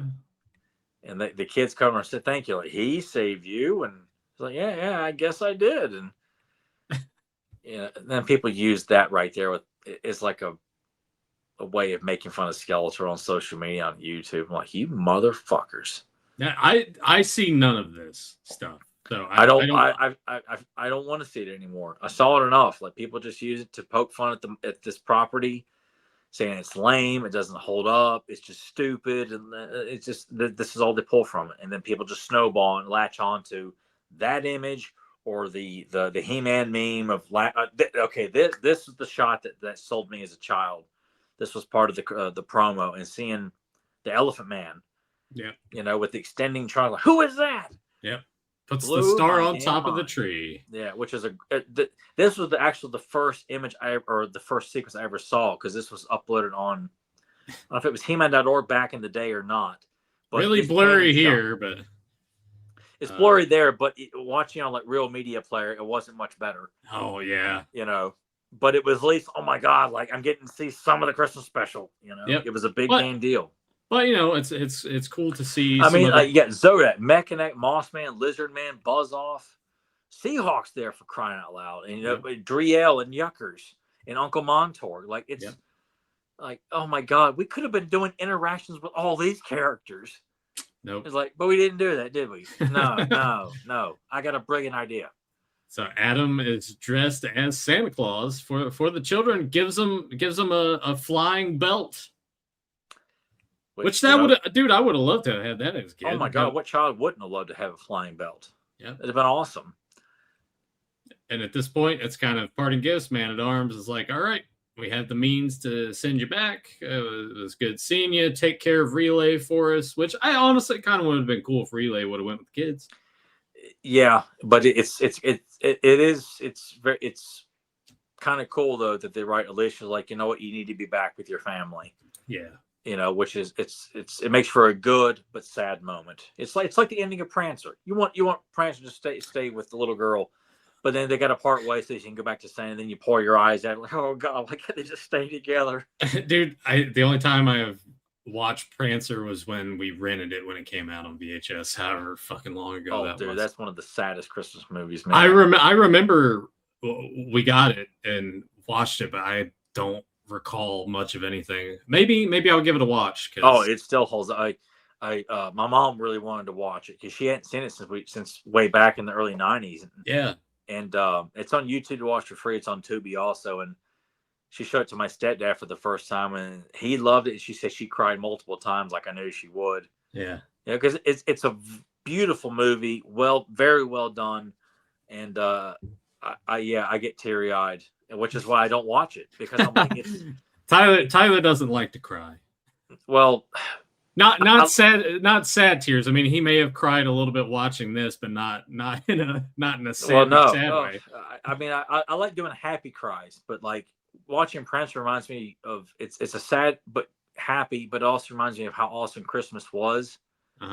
Watching that as a child. Okay, yeah. And you're like, oh my god, it's like you feel lovesick for holidays that'll never happen again that way. You know, you're like, oh my god, no more Santa Claus, no more action figures under the tree, no more, opening gifts at my mama and papa's house on Christmas Eve, and that magic of like the anticipation and waking up seeing He-Man stuff under the tree and turtle stuff and it's wonderful memories, and that's all it is, and that's what Prancer and certain other movies remind me about. And I'm like, I can't.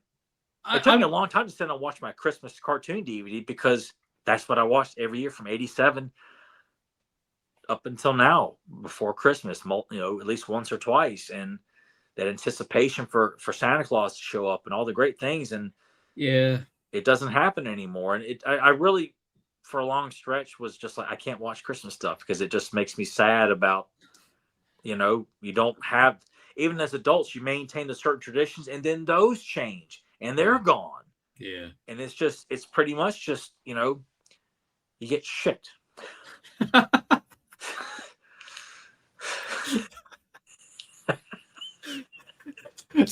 Tyler's gonna go to bed tonight and he's gonna get visited by 3 ghosts. That'd be kind of cool.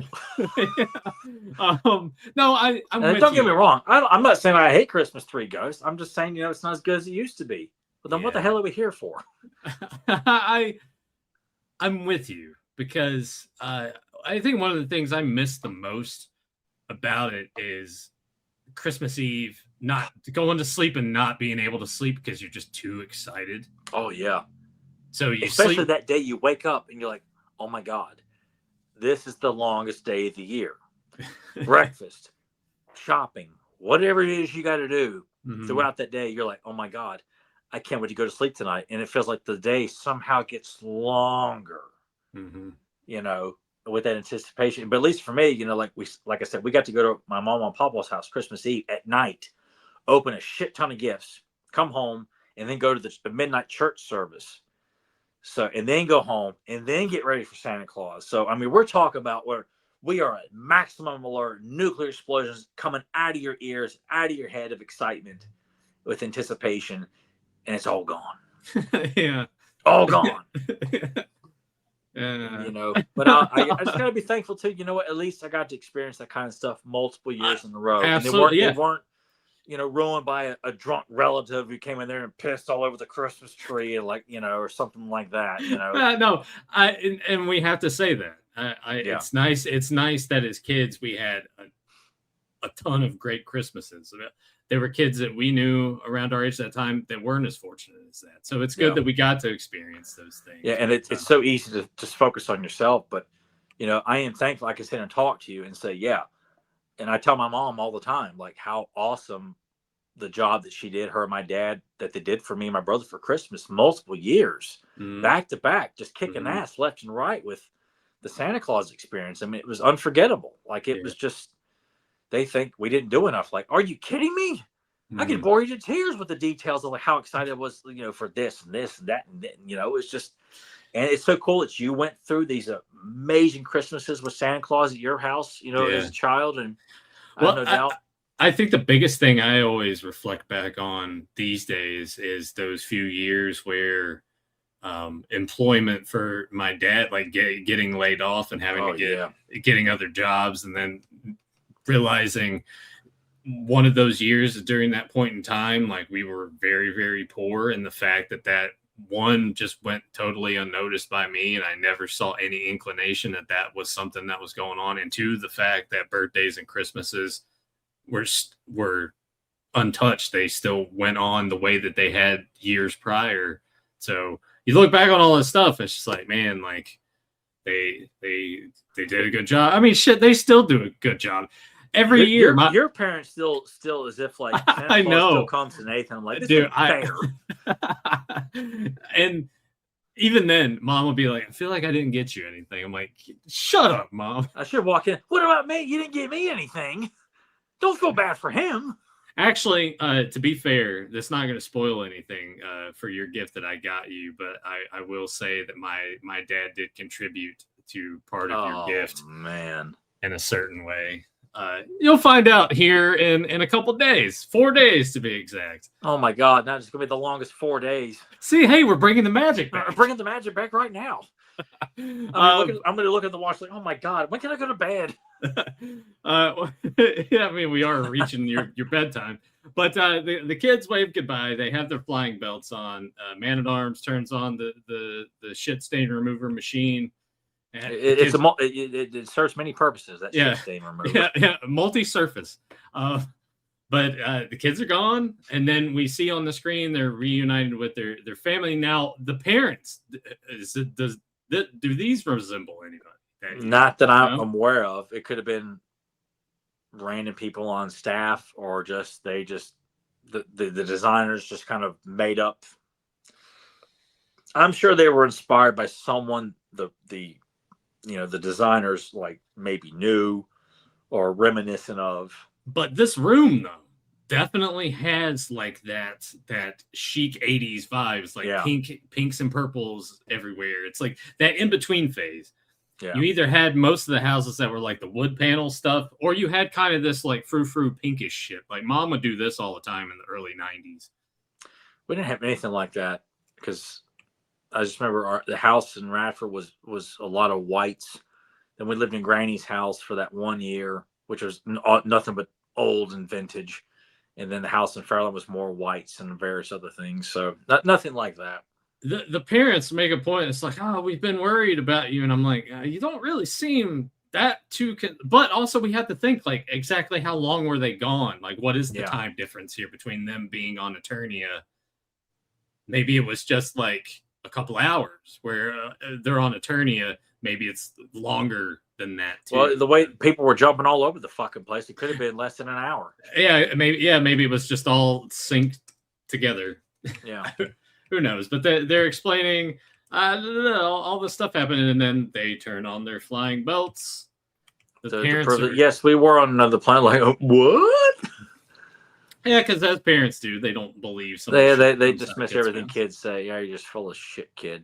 Which, when you think about it, I think kids are way more honest about stuff than adults are. They are, because kids don't know like when it's appropriate to say the truth. And at times, like, you know what? You don't need to be so blunt. Nathan hasn't learned that yet. No, it's just stuck with me since childhood. Hasn't changed much. Yeah. So this is when it's revealed. Guess what? Adam was Santa Claus. Oh, holy shit! Who would have thought it? A door saw right through it. Yeah.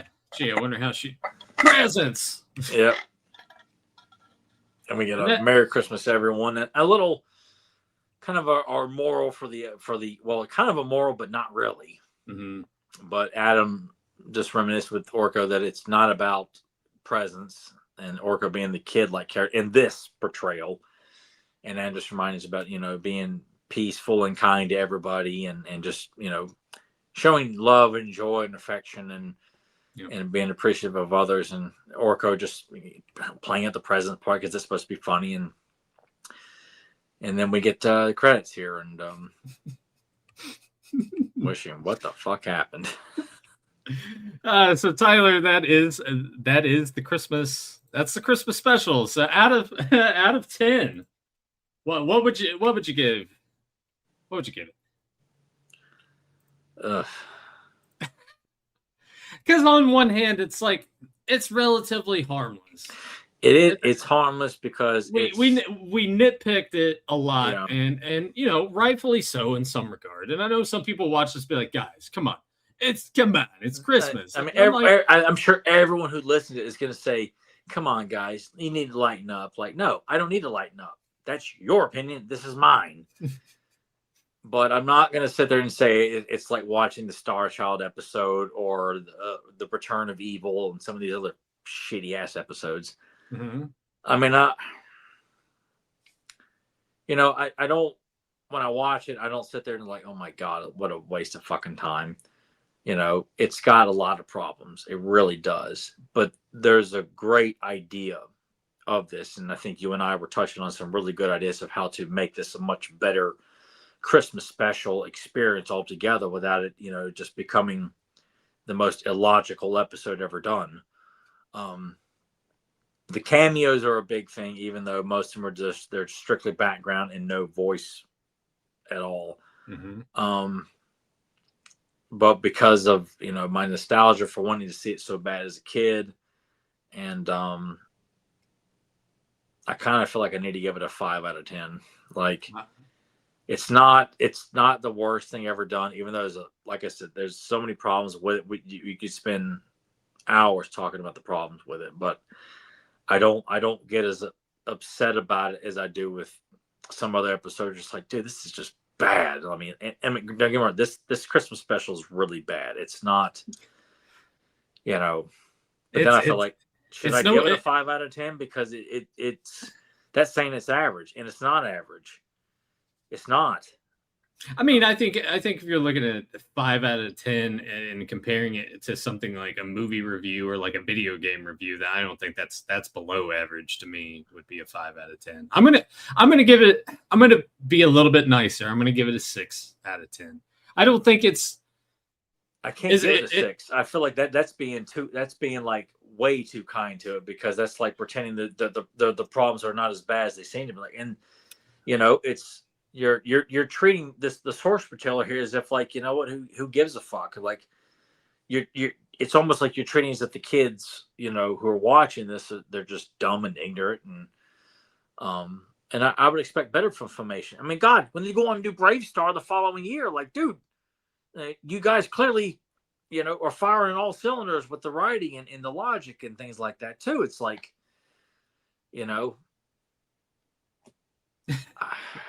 I'm going to stand by my 6 because it's Christmas time. Tyler's going to drop his down to 4 out of 10. You know what? I'll be generous. I'm going to stick to my 5 out of 10. Okay. So that's in the middle. It's not going say, oh my God, this is great. But it's also like, what? This is the biggest piece of shit of all time. Because it's not. Like this is something that I wouldn't watch every Christmas. This would be something I think I would watch like every 6 to 10 years or something. After watching it's like, I think I'd rather watch a better Christmas special. So I put in Texas Terrible Night from Brave Star and watched that. And like, okay, you know what? This is, this is so much fucking better, because this is taking the idea of Christmas seriously, taking a Christmas Carol spin to it. And it doesn't say Tex is a good guy at the end. He's like, you know what? Just not today. Not today. And you know what? Why couldn't we got that kind of care and attention with the villains, and that Skeletor doesn't go full on, is a hardy good guy at the day, and treating all the villains is just like, they're slipping on fucking banana peels all over the damn place. I get that. So that's what I'm saying. Like, it's just... That's what made me feel like Bob Ford probably wanted to do something more serious, and Don Hackman's like, no, fuck you, and decided, this is what we're going to do. So fucking deal with it. I mean, obviously, Tyler just mentioned one. There are better, like, singular Christmas-esque focused episodes from other cartoons, other better Christmas specials, like Garfield, I hold in high regard. The Garfield Christmas special is by far the pinnacle of Christmas specials. That and Will Vinton's Claymation Christmas, Frosty and Charlie Brown. That's the Mount Rushmore of Christmas specials in my opinion. This, I'm telling you, could have been the end all be all, because they really could have taken time and explored the Christmas idea, and having the cast of characters from Eternity and Ethera, the Rebels and the Heroic Warriors, asking questions.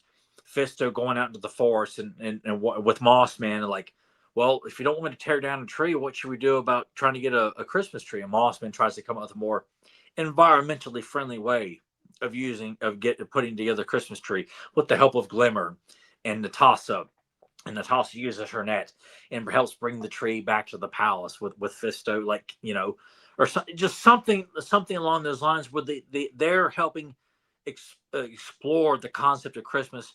And all of a sudden, the royal palace is being attacked by the evil horde and the evil warriors, right in the midst of getting ready to celebrate, you know, the twins' birthday and the big Christmas party here. Like, oh my God! Like, our day of celebration is turned into war and chaos. How are we going to salvage all this? Yeah. Strictly out of like, I'm Skeletor, I'm the Lord of Destruction. I don't give a shit what it's about. I want to destroy this place because that's who I am. Yeah. So, missed opportunity. Big for missed sure. opportunity. I mean, like, the target's over here and they threw it in the ocean.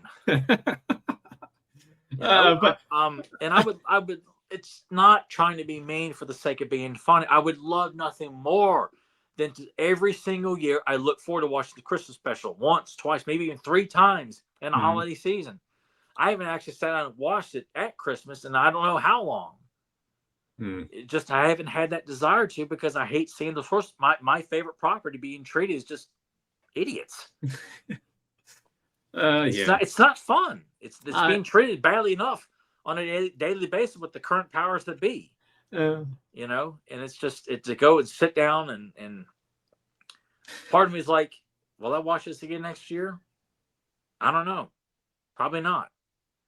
I would like to, just because it's He-Man and She-Ra at Christmas, but maybe you just put it on in the background while you're doing something else, and not like you just kind of like in and out of it kind of thing. I mean, maybe, you know, because, you know, the Ghostbusters Christmas episode, Xmas Marks the Spot, is a wonderful episode. Again, based on a Christmas Carol, but still, you know, it's a great concept, a beautiful idea, and done within 22 minutes. And you know, I think that's kind of the other thing too, with this being the special and bumping it up into the 40, which gives them no excuse. Well, why did you guys get all this extra time and you guys can't tell a cohesive story to save your life right now? Why? You don't know with all. Why isn't Larry Tiller helping write this? Or some of the other prominent writers? They're like, that's okay. Yeah, you know, it's fine. It's fine. You know, these kids are idiots. And believe me, I know Filmation does not look down upon their audience. They respect their audience. They love their audience. But I also feel like, too, this is also a victim of changing the tone of He-Man and the Master Universe. If they were allowed to continue on into season 2 with what they'd set the tone in season 1, the Christmas special probably could have been drastically different. It felt like we don't have to make our villains look like morons. Right. You know, we could really continue to perceive them as legitimate threats. And maybe not. But I just feel like when the tone was forced to change, this was doomed from the get-go in terms of the tone. You know, and I don't need to see, you know, well, we wouldn't see it anyway, but I just feel like given the action that you're used to in the good episodes, like, this should have been no substitute. This should have been what you expect from a great action adventure, with Christmas as the background, as the backbone of this. But it's interrupted with some awesome action sequences where He-Man and Skeletor and She-Ra and Hordak are going to duke it out at the royal palace and try and salvage the birthday, or even not even the birthday. You could throw that out all together and just say, you know what, Adora's come to visit, and Marlene's put out the idea of, like, bringing up Christmas, and they start to explain what Adora's like. We know what, I like to share this with my friends as well. Can I invite them to the royal palace for this big Christmas party? Why not invite some of your closest allies and friends to come? And Froster shows up. Oh my God, Christmas! This sounds amazing. You know, but we didn't get that. We didn't get none of that stuff. And You know, and you're just like, steaming pile of shit. But you didn't do that, did you? You didn't do that, did you? Well, those are our ratings. That's us giving our thoughts, giving our review of the He-Man and She-Ra Christmas special. With that being said, we will go ahead, roll some commercials, and we will be back right after this. 2 all-new holiday specials. First, Merry Christmas! America's favorite fat cat goes home for the holidays, but you can bet the fur's gonna fly. Then, it's musical magic with those sensational California raisins, caroling camels, and waltzing walruses on the Claymation Christmas celebration tonight, starting at 8, 7 Central and Mountain. This year, you can bring someone special home for Christmas. McDonald's presents Muppet Babies. Baby Kermit, Baby Fozzie Bear, and Baby Miss Piggy. A different one every week while supplies last. $2.69 each, and with every purchase, you're donating 50 cents to Ronald McDonald Children's Charities. Muppet Baby plush toys for a limited time at participating McDonald's. Good time, great taste of McDonald's. Friday, a holiday tradition for 21 years. I've killed it. It's time once again for America's favorite Charlie Brown adventure. It's an Emmy Award-winning special. It's a Charlie Brown Christmas. Then he's back, the original cool guy. And this time he's gonna melt your heart. So chill out with Frosty the Snowman. Share the holiday spirit Friday on CBS. And we're back. So questions and comments. Well, mostly comments. So maybe there are some questions strewn about here, but this goes back to our Powers of Grayskull episode. This came from our premiere chat. So premiere chat, the episode, it's when it premieres. And much like how we used to do when we had lives, you get the live chat in there so you guys can interact. I'm always in there. So any of the stuff you guys type in that, if you show up for the premiere of the episode, I screenshot it. We'll put some of these on the screen, and we'll go over some of the comments that we got on the episode. So this comes from Papa Hud 69. Had it not been for this podcast, I would have believed that King Grayskull was the source of He-Man's strength. Thank you, guys. Thank me again. Because I stuff like that's where I just assume, people already knew that, and I'm just like venting and being angry about the shit that we got as opposed to what we should have gotten. And it is good to know that, taking time to going over this stuff is like woke up a few people and like, oh wait, what, huh? Like, yeah, no, we're supposed to got that. Instead we get this pile of shit over here, without hesitation. Yeah. Because they just like, all right, I think my mundane, unoriginal idea is so much better than that very creative idea that never got explored. So Papa Hud's, you are welcome. Some of these might be out of sequence with how I just uploaded them on here to put on screen. But Rebel Wookiee makes sense. Either way, I understand what Tyler's saying here. At this point in the line, I was aging out. I think this is when we were talking about how old people were getting into the line. Yeah. And we had asked, like, hey, how old were you guys when you were getting into the line? So going into your original story, Papa Hud's, he wrote it today. And I said, yeah, I thought you had it fully written way prior to us doing the episode, but it turns out you wrote most of that the day of. That's amazing. I've written, I'm going to say maybe the background and like the setting up what the planet was going to look like. I'd written that in advance, but the actual plot, like the story of like Hero and his sister going to the village, he gets sacked by the Snake Men and the big fight. Like I wrote all that day. Yeah. So Michael Highland was locked in, said good stuff. I'm so glad you guys enjoyed it. Nathan the Barbarian, they're all good, but one is the best. And this is in terms of Naked Gun. It's the only time I saw my dad laughing so hard he was crying at the scene where Leslie Nielsen left his microphone on. That's another classic moment, especially with the fart at the end. Yeah. So he's struggling to squeeze that fart out. We can all relate to that. Dude, I'm at a point in my life now, in my age, that sometimes the fart just comes out like I can't even suppress it. It's out, and I'm like, oh, okay, that happened. That tends to happen more when I'm exercising. Oh yeah, because you're actually like, yeah, you're just like, but fortunately, like, that's probably the one time where my farts are like they're quiet, as opposed when I'm by myself, it sounds like a fart from Rocko's Modern Life. Yeah, I remember all too well. And then Papa Huds. The storyline always fascinates me. This story was my first exposure to Errol McCarthy's artwork.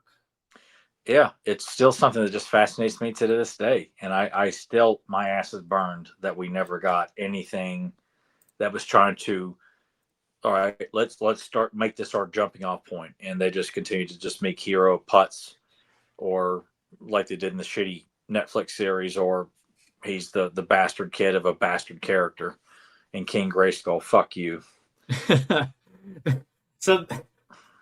So that is what we got in our premiere chat. So definitely make sure if you're joining us for that when the episode premieres, just know that I'm always in there. I type at the beginning, hey, thanks for joining us, blah blah blah. Type some stuff in there. I will see it. I will save it. But this is the comments that we got on the episode after the fact. A lot here from Grayskull Cannon. I was 10 years old in 1982. Perfect age. I could play with the toys and read the mini comics, and I was old enough to do chores to buy my own. So that's awesome. Good times, man. Goes on to say, I'm just going to kind of go through these in a continuous motion. Tyler, I see you have a DC Primal Age Batcave. Cool. I turned mine into the Fright Zone by painting the banner black and putting a Horde sticker on it. That's cool. Yeah. That would have worked with the kind of bat motif. I have a Fright Zone too, which it's just put away right now. And the Beast Monster is this. Oh no! In storage, it just fell apart. Yeah. So I kept it because I'm like, I'm not throwing it away. You think there's any way to fix that at all? Do you think? I just assume tried and put the money together to get like a brand new one. I mean, I got that with the Fright Zone I bought with a fuck ton of other stuff from this other kid from the Trading Post back in high school for $40. Yeah, which that was a lot of money to me back then. But that's the bummer about that stuff is just when it's in storage, and especially where it's kept, like temperature changes constantly through the seasons. Temperature change is probably what caused that to finally just kind of just deteriorate that way. But I just don't have the heart to get rid of it because it's vintage and it's part of my collection, and I mean, what you could do realistically maybe is just like maybe pose it in a way to where He-Man has vanquished it. I could do that like he did in my little mini comic story. Yeah, there you go. Yeah. I must agree, one of the best mini comics ever. I love the fact that they had the dinosaurs, and I wanted the purple T-Rex so bad. Oh, it was amazing to own that T-Rex as a kid. It was so fucking cool. It was epic. It was big. At least when you're a little 4-year-old me, yeah, it's fucking massive to hold it in hand. It's just like a small pet. Yeah. It was epic to have that toy. It really was, man. Yeah, there's something about like those bigger steeds or accessories or play sets when you get them as a kid and they're in the box too, and it's just the size discrepancy. Like, oh god, it's the most alpha thing you can own. You're just like, oh my god, it doesn't get any more grander than this. Yeah, it's like that Christmas that I got the sewer playset from Ninja Turtles. I was like, oh, because the box, was pretty decent huge size. Yeah, and when you're 5-6 years old, you're like, how are we ever gonna get this thing put together? And there's so many stickers. One playset for Christmas. One playset, and I never got any playsets for Christmas other than the Daily Bugle playset from the Spider-Man 90s cartoon toy line was the only playset I ever got for Christmas. So you didn't get another one until I got you the Ghostbuster Firehouse, huh? Yep. Man, that's sucked. It was always figures and some role play outfits like from the New Adventures of He-Man and Turtles.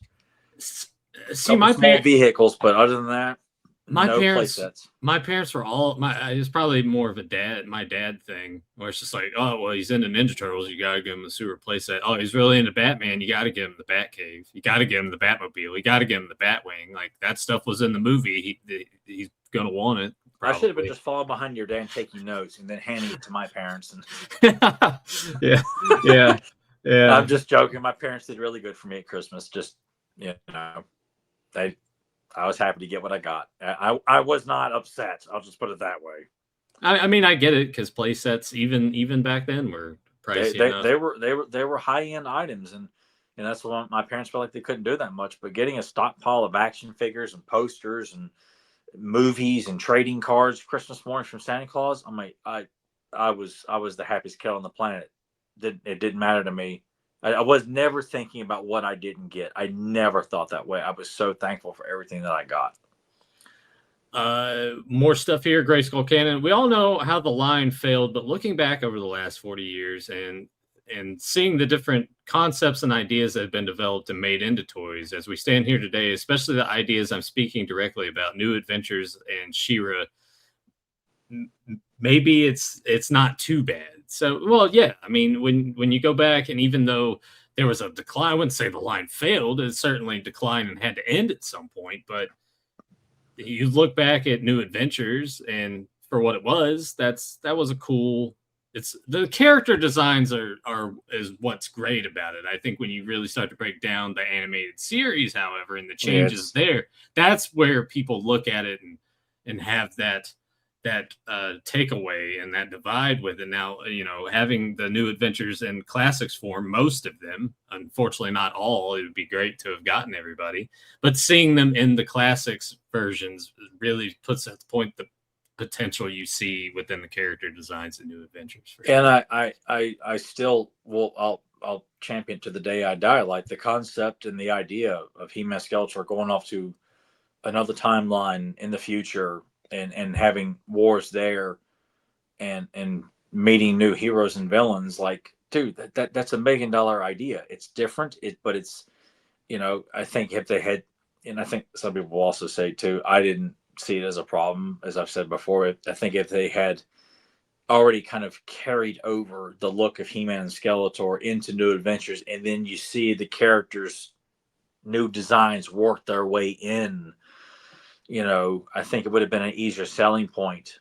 It wouldn't have completely satisfied a lot of the people, because it wouldn't have mattered anyway, because the original He-Man died off because kids are getting older and they're into jack-off magazines and Nintendo, and it's damn Fogelberg, Pac-Man video games, your Zima, that those kids weren't coming back, and all you could hope for is that a new generation of children, 4 and 5, 6, 7, 8-year-olds, were going to be drawn to this, which I was. Unfortunately, I didn't see the toys as abundantly to pick them up. Just Hills, I think one at a store at the Fort Chiswell toy store, and I think one other random toy store in Charlottesville, and I think that was it. I just didn't get to go to my local Kmart or Walmart and see New Adventures of He-Man toys on display. I think KB Toys,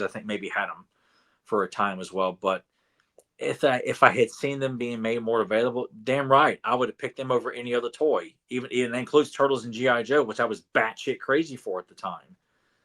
And I just didn't see them enough to get Karate, to get Hoof, to get Visor and KO and Nocturna, But I would love to be given the opportunity to, like, okay, make us a believer of why this concept would work in the mythology.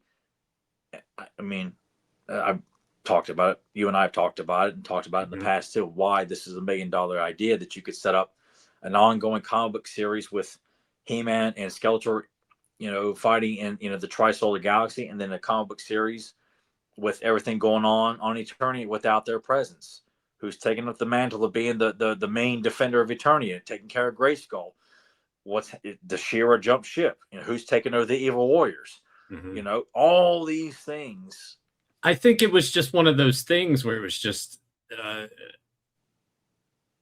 too soon. Like the vintage line in between that and New Adventures, I just think there wasn't enough time in between. Like, well, I think I give them credit because at least like with Playmates, like Turtles dies down. Okay, we'll wait a couple years and bring it right back. Wait a couple years, bring it right back. Transformers, like Hasbro never quit. Damn near never quit. They went from like Generation 1 to Generation 2. Then we go into Beast Wars. Then Beast Wars goes into Beast Machines. Then we're going right back to all these other various. It's like they just are. We'll try this reincarnation. So I give Mattel a lot of credit that it was $1 billion maker from Mattel through the 80s to say, okay, why this is an in-house brand. We didn't buy this from anybody else. This is our property. To not try and, sci-fi's taken off at the time, which I'm not sure what. Like Star Trek: The Next Generation was only in its second season, I think, when this toy line came out. So when they're developing it, it's in its first season. I'm trying to think of what else sci-fi was going on that made them feel like, you know what, science fiction is the way to go. Because He-Man already had science fiction mixed into it with fantasy. Not off the top of my head, I can't think of anything. Yeah. I'm sure there's probably something blatantly obvious that we're both just like. But then again, maybe it was nothing obvious, and people at Mattel just felt like, you know what, let's do complete sci-fi. Let's revamp He-Man and Skeletor, give them more of a sci-fi look, and give them a new band of heroes and allies and villains to fight. Yeah. And just put them in outer space and on other planets. And again, people stop thinking about it. They were already doing that on Master of the Universe to begin with. He-Man's going to Etheria. That's going to another planet. They have, other, aliens are coming down. Like, it's not as far-fetched. It's just the look of He-Man and Skeletor was so drastic and so different, and it's unfamiliar. And had there been a bit of a bridge, which they tried to do in the pilot episode, and, to the best efforts, but still, it could be done even better and bring in everybody. I mean, fans alike, whether you hated it at the beginning or you still hate it, I'm telling you, I can make you enjoy the whole concept.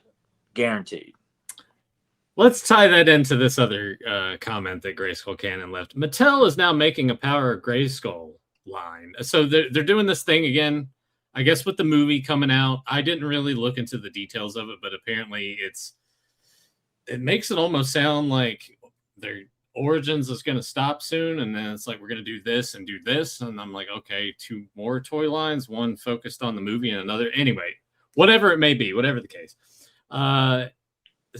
Saying here, making a Power Grayskull toy line, would you be getting any of the dinosaurs if they make them, which I hope they will? It would be nice if you two guys would get off the Classics high horse and come join the Master Universe party that is currently going on. What a party it must be. Use a couple of old school super fans as yourselves. Classify Tyler more as the old school super fan. I've stated this plenty of times. Like, obviously saw it as a kid, wasn't into it as much as a kid like Tyler was. It didn't follow me through Turtles and the G.I. Joe phase that I went through as a kid. Master Universe really, for me, only became much more of an interest again when NYP was coming out, when I was duplicating Tyler's VHS tapes of Filmation, going and getting those 2000X figures. Fell out of it again around that time. And then when Tyler was getting Classics, I would look at those. Those look great. I should jump in on this. Never did. I think that's the other thing people have a misconception about. I didn't start buying Classics until a few years ago. Like, yeah, until you started doing the podcast. When I started doing the podcast, 2017, I started doing those shows. And then I started buying Classics. And that's even started off kind of slow. Because I did have, when Big Lots had a bunch, I went and got quite a few. And then that was kind of it. Those sat in the boxes for a long time. Started putting those on display when I started doing the podcast. I reached a point and was like, all right, I'm going to make the effort. God, spend so much fucking money to get like pretty much everybody that I want. I don't think there's anybody left really. Did you get like the Star Sisters too? Like, yeah, they're down there. Man, you got them. Did you get like Night Stalker and Stridor? Yeah. They're, man, they're over there. So I pretty much got everything that I wanted, that I would have the space for. I wouldn't call it a high horse either, because as Tyler stated, he prefers vintage over Classics. I'm the one that champions Classics more above all else. Well, I mean, Classics is the end all be all. Like it combines everything. Like it's the most extensive line that we had ever gotten to that point. Yeah, and I pretty much pulled them side by side, because vintage, it starts there. That's where my passion started, and then Classics. God bless the Four Horsemen. I mean, they made everybody look fantastic. Characters that people were just like, I hate that character. All right, and to look at it now, oh, I kind of want to buy that character. Yes, it brought a lot of care and attention to characters that were so quick to be just dismissed by fans who didn't know what the fuck they were talking about. Yeah. So I hold them in the same regard. My problem with Origins is I just thought they looked fucking ugly. The proportions are weird. Yeah, the proportions are off. The shitty mini comics. It's just they're just not great looking, people. That's and Masterverse is even fucking worse if that's hard to believe. And they are. They're some of the ugliest He-Man figures I've ever seen in my life. And hey, I did buy the Masterverse Evil Lyn and Beastman from the movie just because I'm like, I want them to be on the movie shelf with the other characters that we have gotten so far. But I wouldn't call it a high horse. It's just, for me, it's at a point where it's like I actively chose I want to get the classics line. And when I was pretty much done with that, I was like, I don't need other Master Universe figures after that, really. Yeah, and I'm that's all it is. Yeah. Like I'm not. I want a variety. I don't want just like, oh, well, here's just a bunch of different versions of the same character. Like it's like, yes, I have Marvel Legends. I have real Ghostbusters. I have Super 7, Thundercats, Silverhawks mixed in with Silverhawks Vintage, because I did have a few vintage Thundercats, but I packed those away. G.I. Joe Classifieds. And then like over here, I have Street Fighter 2. I have Godzilla. I have Dick Tracy figures. I have Rocky figures. There's an assortment shelf. I put Pee-wee's Playhouse up here. So there's not really room to just be like, oh, well, here's fucking 4 different toy lines of He-Mans. Like, no. Like, I even had the vintage line up here, and I packed all of my vintage stuff away because I'm like, classics is fine for me. So it's not a high horse. It's just I don't need all of that. You know, and Nathan dabbled in Origins. I have no interest in it because I think they're substandard figures. I think they're poorly done. They're not thought out. People who make them don't care. They think they do, and maybe in their eyes they think they do care. And I can come off as just a whiny fanboy, however you want to view it. That's your opinion. Yeah. But my opinion is like I demand more. I demand more of the how the figures look. I demand more of the packaging. I sure as shit demand more of the mini comics. And I demand more of how this property is treated. I don't like the way Mattel does it. They think they're doing a great job in honoring, but I hate their storytelling. I hate the instead of just using the 4 horsemen who've done worked so much magic on this line, they just like, we'll get you, we'll call you when we need you, and they do a figure here and there. Like, what the fuck? Why would you do that? Why would you have someone who is all about quality do one figure? And your in-house crew, who don't give a fuck, don't pay attention to details, do the rest of them. The inconsistencies there, and then to have multiple lines going on, thinking like, okay, this is our main line for everybody. And then we have an adult line, like adults are the ones buying both lines, asshole. Don't sit there and act as if like you're winning over the 4 and 5-year-olds with no current property or anything on TV, anything on streaming that anyone gives a fuck about. We're the only ones buying this stuff. Yeah. Why do you need 2 fucking lines? Yeah, I agree with that. It's I mean we felt that way when they first started working. Yeah, it was in fucking Masterverse. stupid to know they were going to do 2 lines. What the fuck for? Well, actually, when you think about it, it was 3 because it's Masterverse Origins and then the CG cartoon line that they did. Oh yeah, that other piece of shit. Which I will openly say again, CG show, I much preferred it over the one targeted towards adults, because I'm like, yeah, they did something different with the mythology. Was it great? Like, no, but at least they were thinking a little more outside of the box. Regardless, we'll move on from that. Yeah, it's not about a high horse. It's like I'm not sitting here just being a stubborn, 41-year-old man. I'm like, no, if you hadn't figured it out, I care about quality for this property and mythology more than anything else. And I'm not going to settle just because, well, it's here, I better buy it. No, fuck no. Yeah. 20 years ago, I would have done that. I'd have been all naive and stupid and just buying every fucking thing Bob David shit out of his ass. But I'm not doing that. I have too much respect for myself as a fan and the property, and I'd rather spend my money on buying original artwork where, you know what, I'm the one controlling the ideas, not those assholes at Mattel, not the idiots at Netflix, and not the assholes writing the fucking comic book. I'm in control. They're not. And that's what I'd rather spend my money on, not shitty action figures. Well, this is apropos, this comment from Casey Duncan. Thanks for keeping Masters alive and fun. Well, I'm glad someone thinks we're doing that.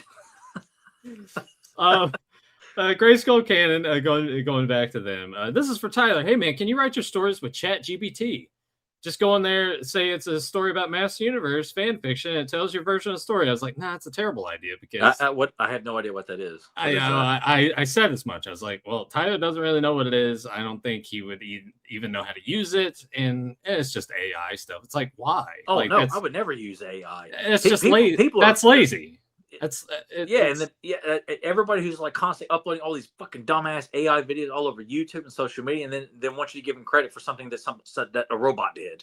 Yeah, I'm like, no, that's not original content making. That's just some shitty asshole taking credit for someone else's work. Yeah, and I got too much. No, I would never do that. I all my stuff is like I'm inspired by either something I watched, there's nothing related, but just the brain starts clicking along just like when I was watching the Christmas special last night. Thinking about the Brave Star crossover. There's nothing to do with the Christmas special, but just like, wait a second here. Let's really stop and think about this a little bit. So that's just how my brain works. I'm not relying on fucking AI or anything like that. I appreciate his interest in my storytelling, but I would much rather do it where like I need a scenario. Give me a scenario, and I'll roll with it and try to make it the best I can. No, I think you could use it as a tool to help you, like, inspire you to be creative. But I don't think you need to rely. I really don't need that because I know, but there's so much untapped potential with these characters behind me here that have not been utilized hardly at all. No, I wasn't talking about you specifically. I was just saying, like, in general, like if you were writing a story, maybe use it to kind of help maybe steer you in certain ways that maybe you're not thinking. Use it as a tool. Don't use it. Don't like fucking lean on it and use it as your main storytelling device. But I feel like this is most people do, and I got too much respect for yourself. Yeah, I'm like, it's not like I'm reaching out to millions of people with it, but I'm like, the people who do enjoy it, and for my own personal benefit, I would like to say, I did this myself, and it's good to know that there is a breathing soul out there that does appreciate it and enjoy it. Yeah. Brian Clifton, this is going back to how old were you when? I was born in 1976, so I was the right age for the hype of all the 80s toy lines. The biggest problem was choosing what to get because so much greatness was out there. That's what we always talk about. It's like that would have been the most difficult thing because with us being the age that we were, it was, Ninja Turtles was like the biggest thing that was taking up the toy aisle. I could not imagine walking in a toy aisle like 83, 84, 85, and you just have so much stuff. I think about 85, 86 because you got G.I. Joe, Transformers, He-Man, Thundercats, Silverhawks, Brave Star, like 85, 86, like all those are either have been out or are starting to come out. And then you head into 87, you got Bionic 6, the Visionaries are coming out, the Supernaturals, the Rock Lords, you got GoBots. And we're skipping over so many others too. It's like, and you get one purchase going down the toy aisle of your local Hills, your Kmart, your Roses, your Best Department Store, your Walmart, your Toys R Us, K&K Toys, your KB Toys. I forgot what there was some other like toy chains. I was like Toy Circus or I feel like there was some other like 80s toy chains back in the day. I never got to experience. I just heard stories of, but most kids are walking in and given the opportunity to buy one item in that toy aisle, and that is it. And parents are they're like, they want to go home and do nothing or go home and do whatever they got to do. And it's like, you got to hurry up. And you've been drugged around for the last 3 hours to look at washer and dryers and all this other bullshit. And they want to go home. Open your mouth. Yeah.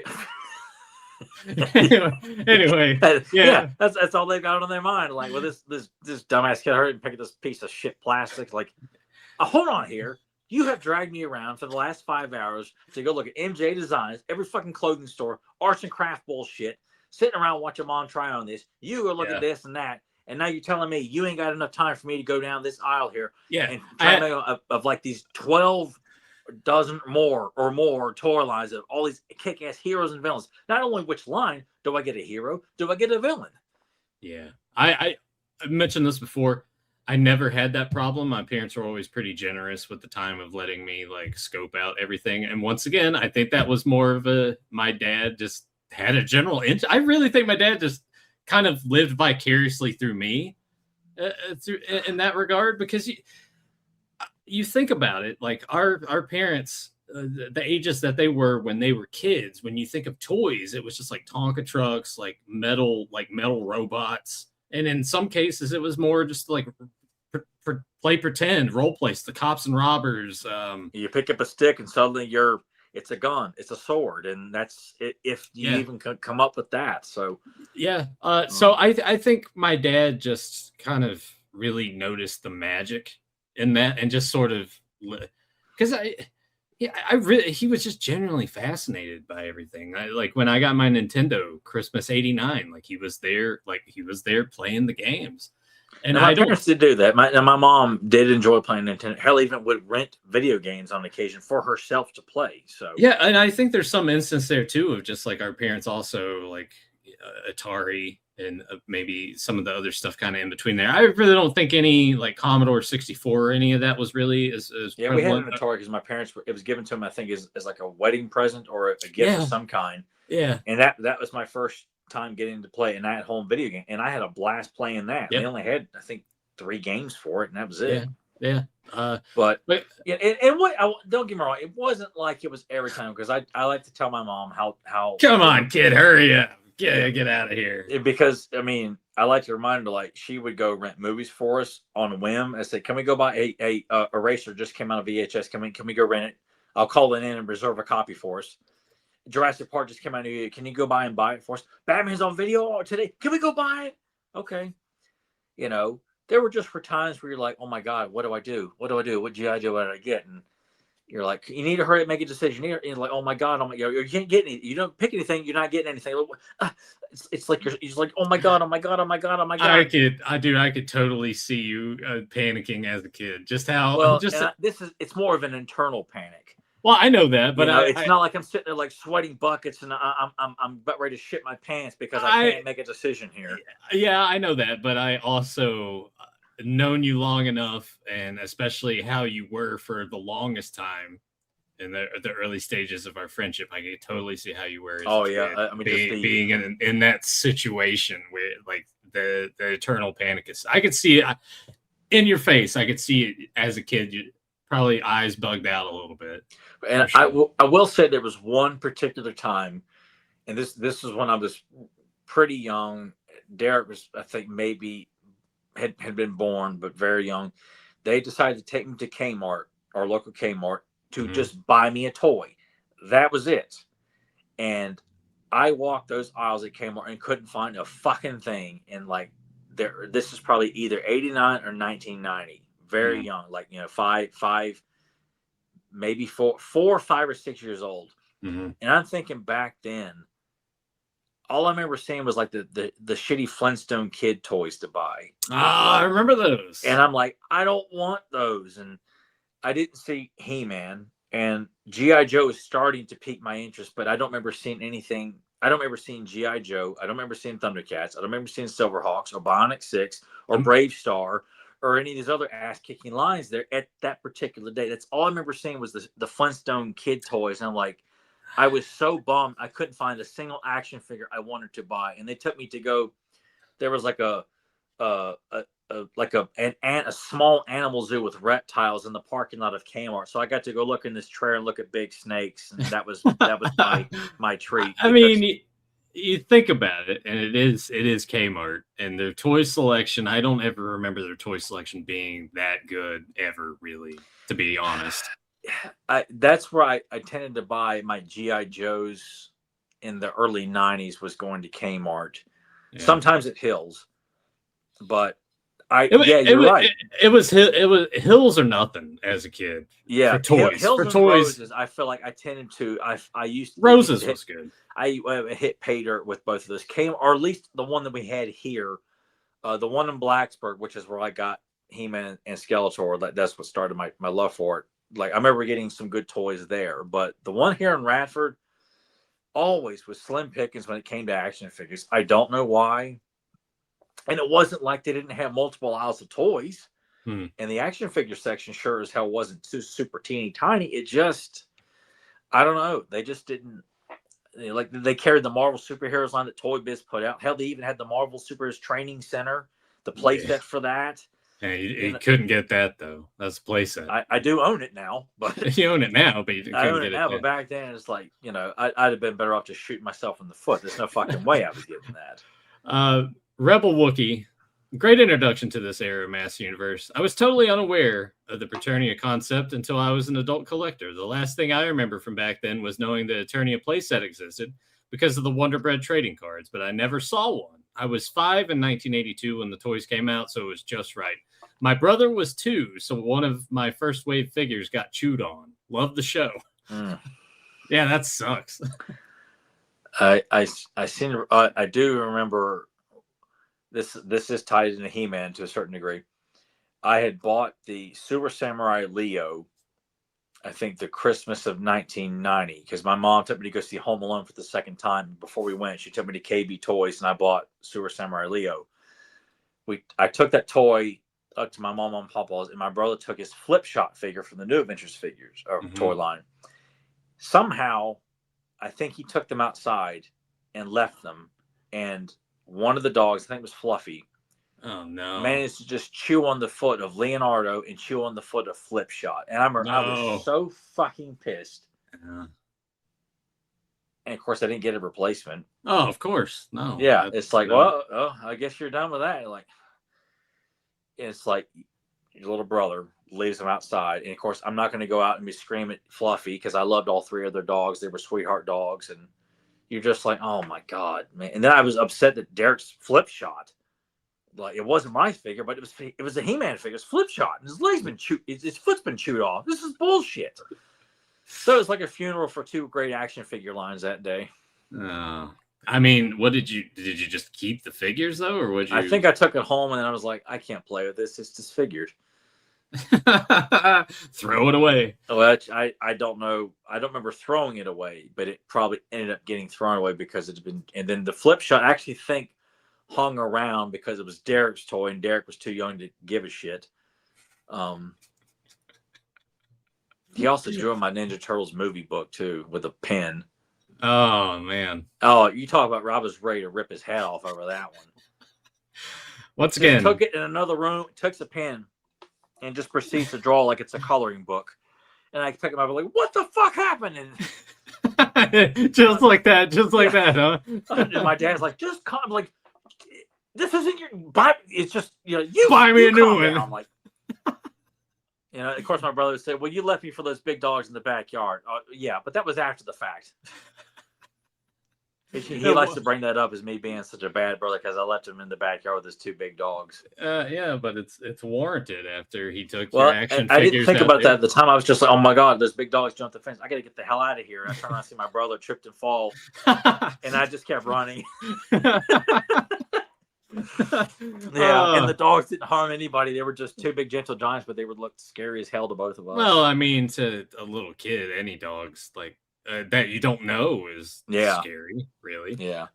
And finally, from Mike Lomax, first of all, great story from Tyler, and another part would be epic, especially about the early Horde Empire showing up.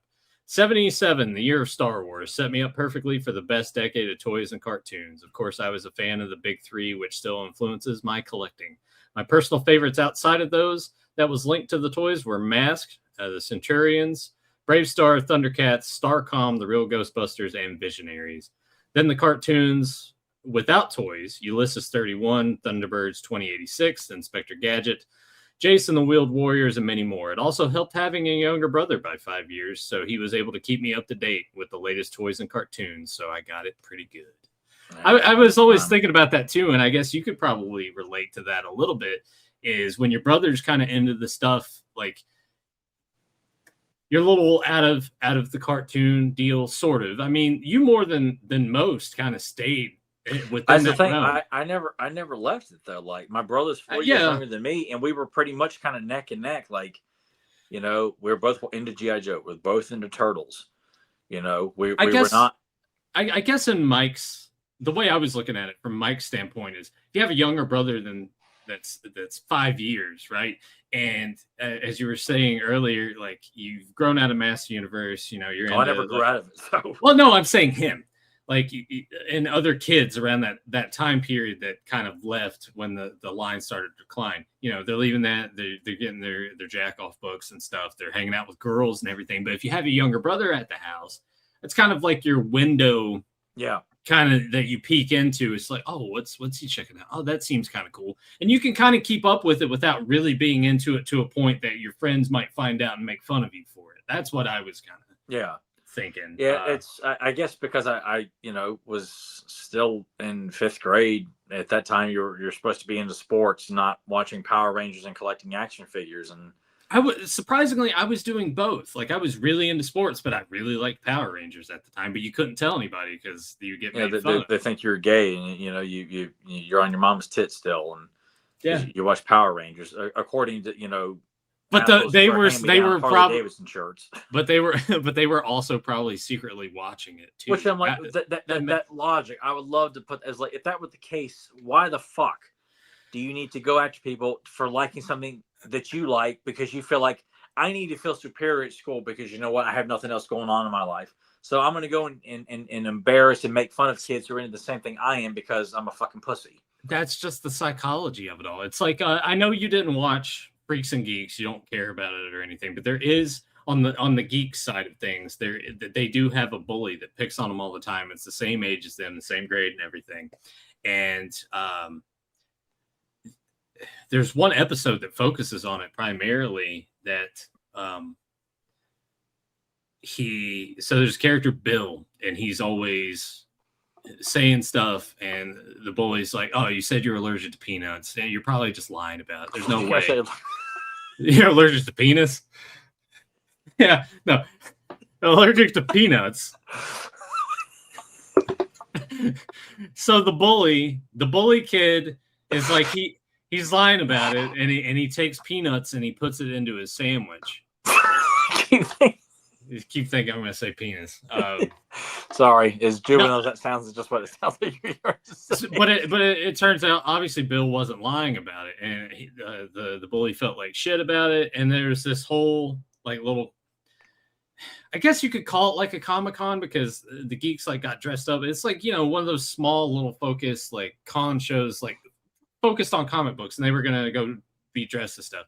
They invite the bully, and it turns out the bully, when he visits Bill in the hospital, because Bill's like unconscious and it was a very bad allergic reaction to it. And the bully's having this heart to heart with him. He's like, why didn't, you guys never asked me to do this stuff. I'm into this stuff too. And it plays into that whole thing of just, I don't know why bullies do that. It's like, we have same common interests. Why do you feel the need that you have to pick on me? And they just got to make them feel better about themselves because there's probably some shitty situation at home or whatever. But is it always there? Because sometimes parents feel like, my kid doesn't bully. So it's like, okay, so this child is not raised in a house where the father slaps him around. I don't know. It's a case by case thing, but bullies are going to bully. But those were the comments and things that we had on the Powers of Grayskull episode. So thanks to everyone that left a comment. Thanks to everyone that left us stuff in the premiere chat. So I guess with all of that out of the way, we will go ahead and leave you guys to go and enjoy the rest of the impending Christmas holiday. Hopefully your spirit is better than mine and Tyler's, and it's not you're not feeling down or you can't watch. Well, in that regard, I can still watch that stuff, and I don't mind feeling those feelings. Like, is it sad? Is it depressing? And depending on if I've had a few, does it lead to me like, getting really just like teary eyed and like, yeah. But I think that's kind of a beautiful thing in a way. It is to a certain degree. I mean, I've gotten better about it, to where I was like, I don't want to watch anything because it's just going to make me feel sad and right. But you know what? There's some good stories. Most Christmas movies and cartoons are horse shit because they're just poorly written and badly acted. But the ones that I do like, like Scrooged and George C. Scott's Christmas Carol and the cartoons that I mentioned before, they're wonderfully made, wonderfully acted, good voice acting in the cartoons, and a great message that's woven into it. That's not like talking down to you as a child, and a lot of fondness, a lot of nostalgia, and for a time, it's like, you know what, you really fall back into that, but then you realize, you know, you watch this at a certain time of year for many years. It brought you, so it just intensified the excitement that's no longer there. But, you know, when Christmas comes and goes, like, all right, it's over with, and I'm no different than I was yesterday, and I'm just as strong and confident going forward. So it's not like it's this lasting sadness. It's a reminder of how awesome it really was. It's not like that again. It probably will never be like that again.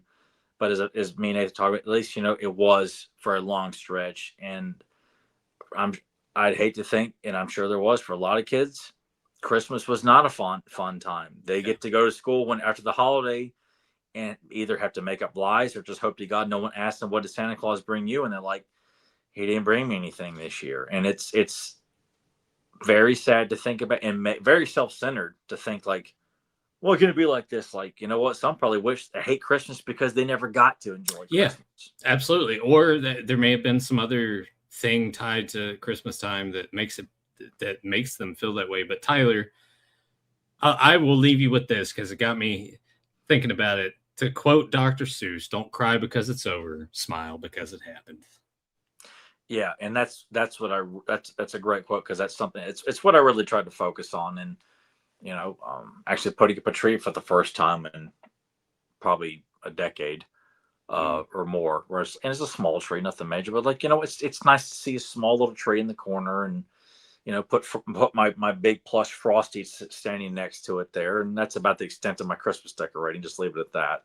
Yeah. But, and then watching a few Christmas things, I actually started watching Die Hard, and I need to watch Xmas March the Spot from Ghostbusters again. I haven't watched that this year. So I got time to squeeze in a few more things, maybe rewatch Scrooged or George C. Scott's Christmas Carol one more time. But, it's nice getting to a point where, you know what, you just think about those great times, and, you know, try and make the most of the Christmas season while you got it. The traditions always change. It's never going to be the same, but try your best to make the most of it and do some fun things to the people that mean the most to you. You know, even just saying thank you for being in my life. If you know, presents are not a possibility, right? Because it's very easy to take the presents for granted. Like, stop worrying about a present, start thinking about the actual presence of people. And you know, someday, you know what, you won't get to say, hey, how you doing, or go stop by and visit, or go hang out, because they're gone. And you know what, who gives a fuck about what you're getting or what you were able to give? Be thankful that you got people that you care about around you. And now I'm turning into the fucking Hallmark Channel.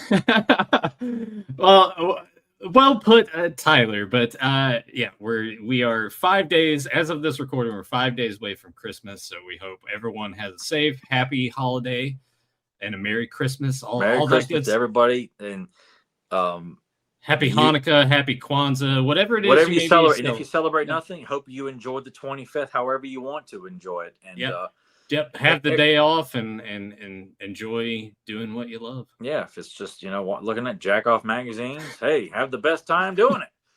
You know, or whatever. But everybody who takes time out of their schedule at whatever point to give us, you know, their time, again, that's a big present to us. You know, it's a good thing we get every week.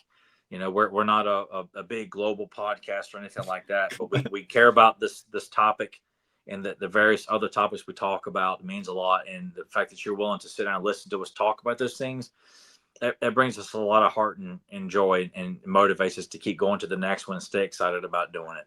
Yeah. So appreciate all of you guys. Merry Christmas. Happy holidays. Christmas. Like this video if you enjoyed it. Leave a comment down below. Let us know your thoughts about the Christmas special. Maybe toss in some of your Christmas traditions that you still have maintained since childhood, if any at all. Subscribe if you haven't done so already. And until later, let the power return. It's a very nice suit, Mr. Takagi. Would be ashamed to ruin it. God damn it. Like, I know this. I'm going to count to 3. There will not be a 4. Oh, Die Hard. Yeah. Because I watched Die Hard a couple of years ago. Now, you brought up Home Alone. The video game Fallout They have a TV show now, and season Yeah, 2's coming my out. brother actually just reached out to me and says, you got to watch it. I'm like, I've not played the game, have no interest in playing the game. And I've heard there's a series, but Yeah, it's just I watched the first season. I enjoyed it, but point is, Macaulay Culkin's going to be in season 2, so he's doing like the rounds on all the different on the different internet shows and everything. And he said specifically that Die Hard is not a Christmas movie. He says it takes place around Christmas, but it could be St. Patrick's Day that all this is going on, and nothing would change about the film. So that's he's got a point there. Well, that's how I felt too, and I mean it goes for anything. You know, I've always goofed about Ghostbusters, a Christmas movie. That's a movie you can watch in June, July, September, December. A Christmas movie is where Christmas is the backbone of the story. It is pushing the story along. You're building to get to Christmas Eve, Christmas Day. Die Hard, Christmas Eve, it's the background to the story. Christmas is not enhancing the story.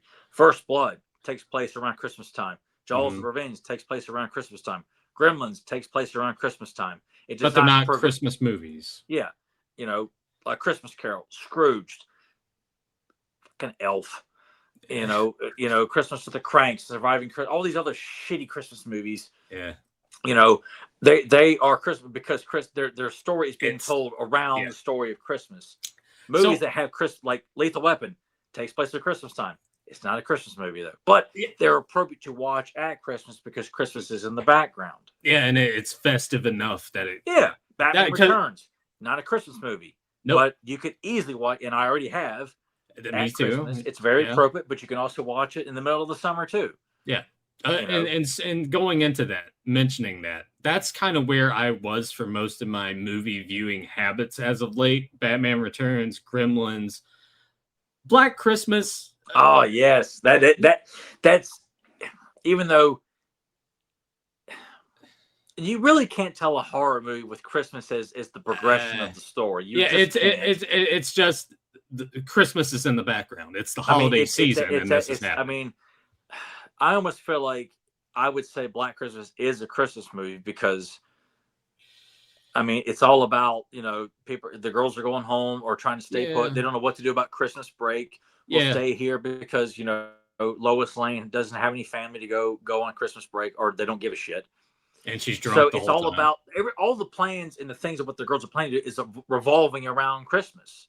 Mm-hmm. You know, so I do feel like, yes, even though I think what we both agree on, that if Christmas is not helping the story progress, doesn't make it a Christmas movie. Die Hard 2, they're not Christmas movies. They take place at Christmas, but they're not Christmas movies. But Black Christmas, but suitable to watch around Christmas. Oh, absolutely. And that's you know, all those movies, you know, and there's so many movies too that have not been mentioned that Christmas is in the background, even if it's for like half the movie or a quarter of the movie. You know, there's like I said, Jaws the Revenge opens up with Christmas carols and Sean Brody gets eaten alive. Yep. You know, at Christmas, and they head into New Year's. So yeah, I could get up tomorrow and just like, you know, I want to watch Jaws the Revenge and get in the Christmas spirit here. Yeah, I might do that at some point. Watch Jack Frost, everybody, from 1997, not the Michael Keaton one, not the Michael Keaton one. Watch the horror movie one. It's good. It's good cheese. Really, really good stuff. And then remember Shannon Elizabeth, like she's naked, but you don't actually see her completely naked in it. No, yeah, you just see her butt basically. Yeah, like from a side, and like it's not like it's like a side shot when the snowman's like, which you know, unfortunately, my dad didn't blow a gasket when we watched that. Like, it's a naked woman there, but we don't see the little round things on her tits. Yeah, you know, nipples. Yeah, that's always the deadliest part. It's like, oh my god, you can see everything else, but if you show the little pepperonis, like, oh my god, it's decorated.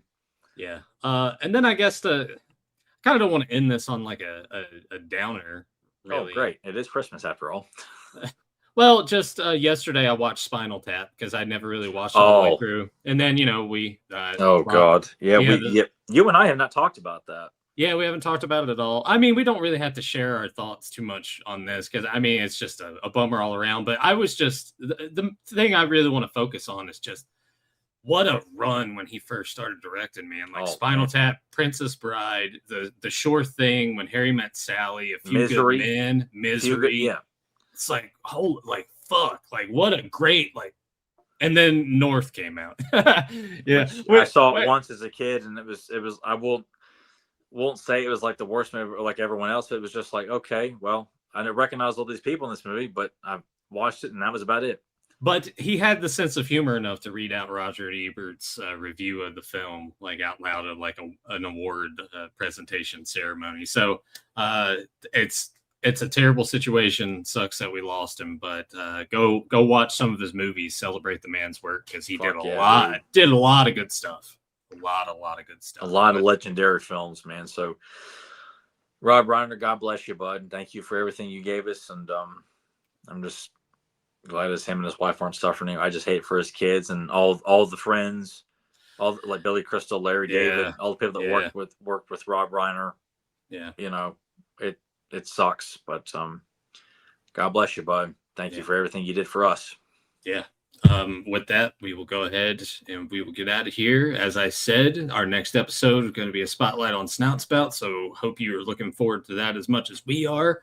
Once again, Merry Christmas. Merry Christmas. Enjoy the holidays. Rook 1. My move. Rook to knight 6. Checkmate. Checkmate.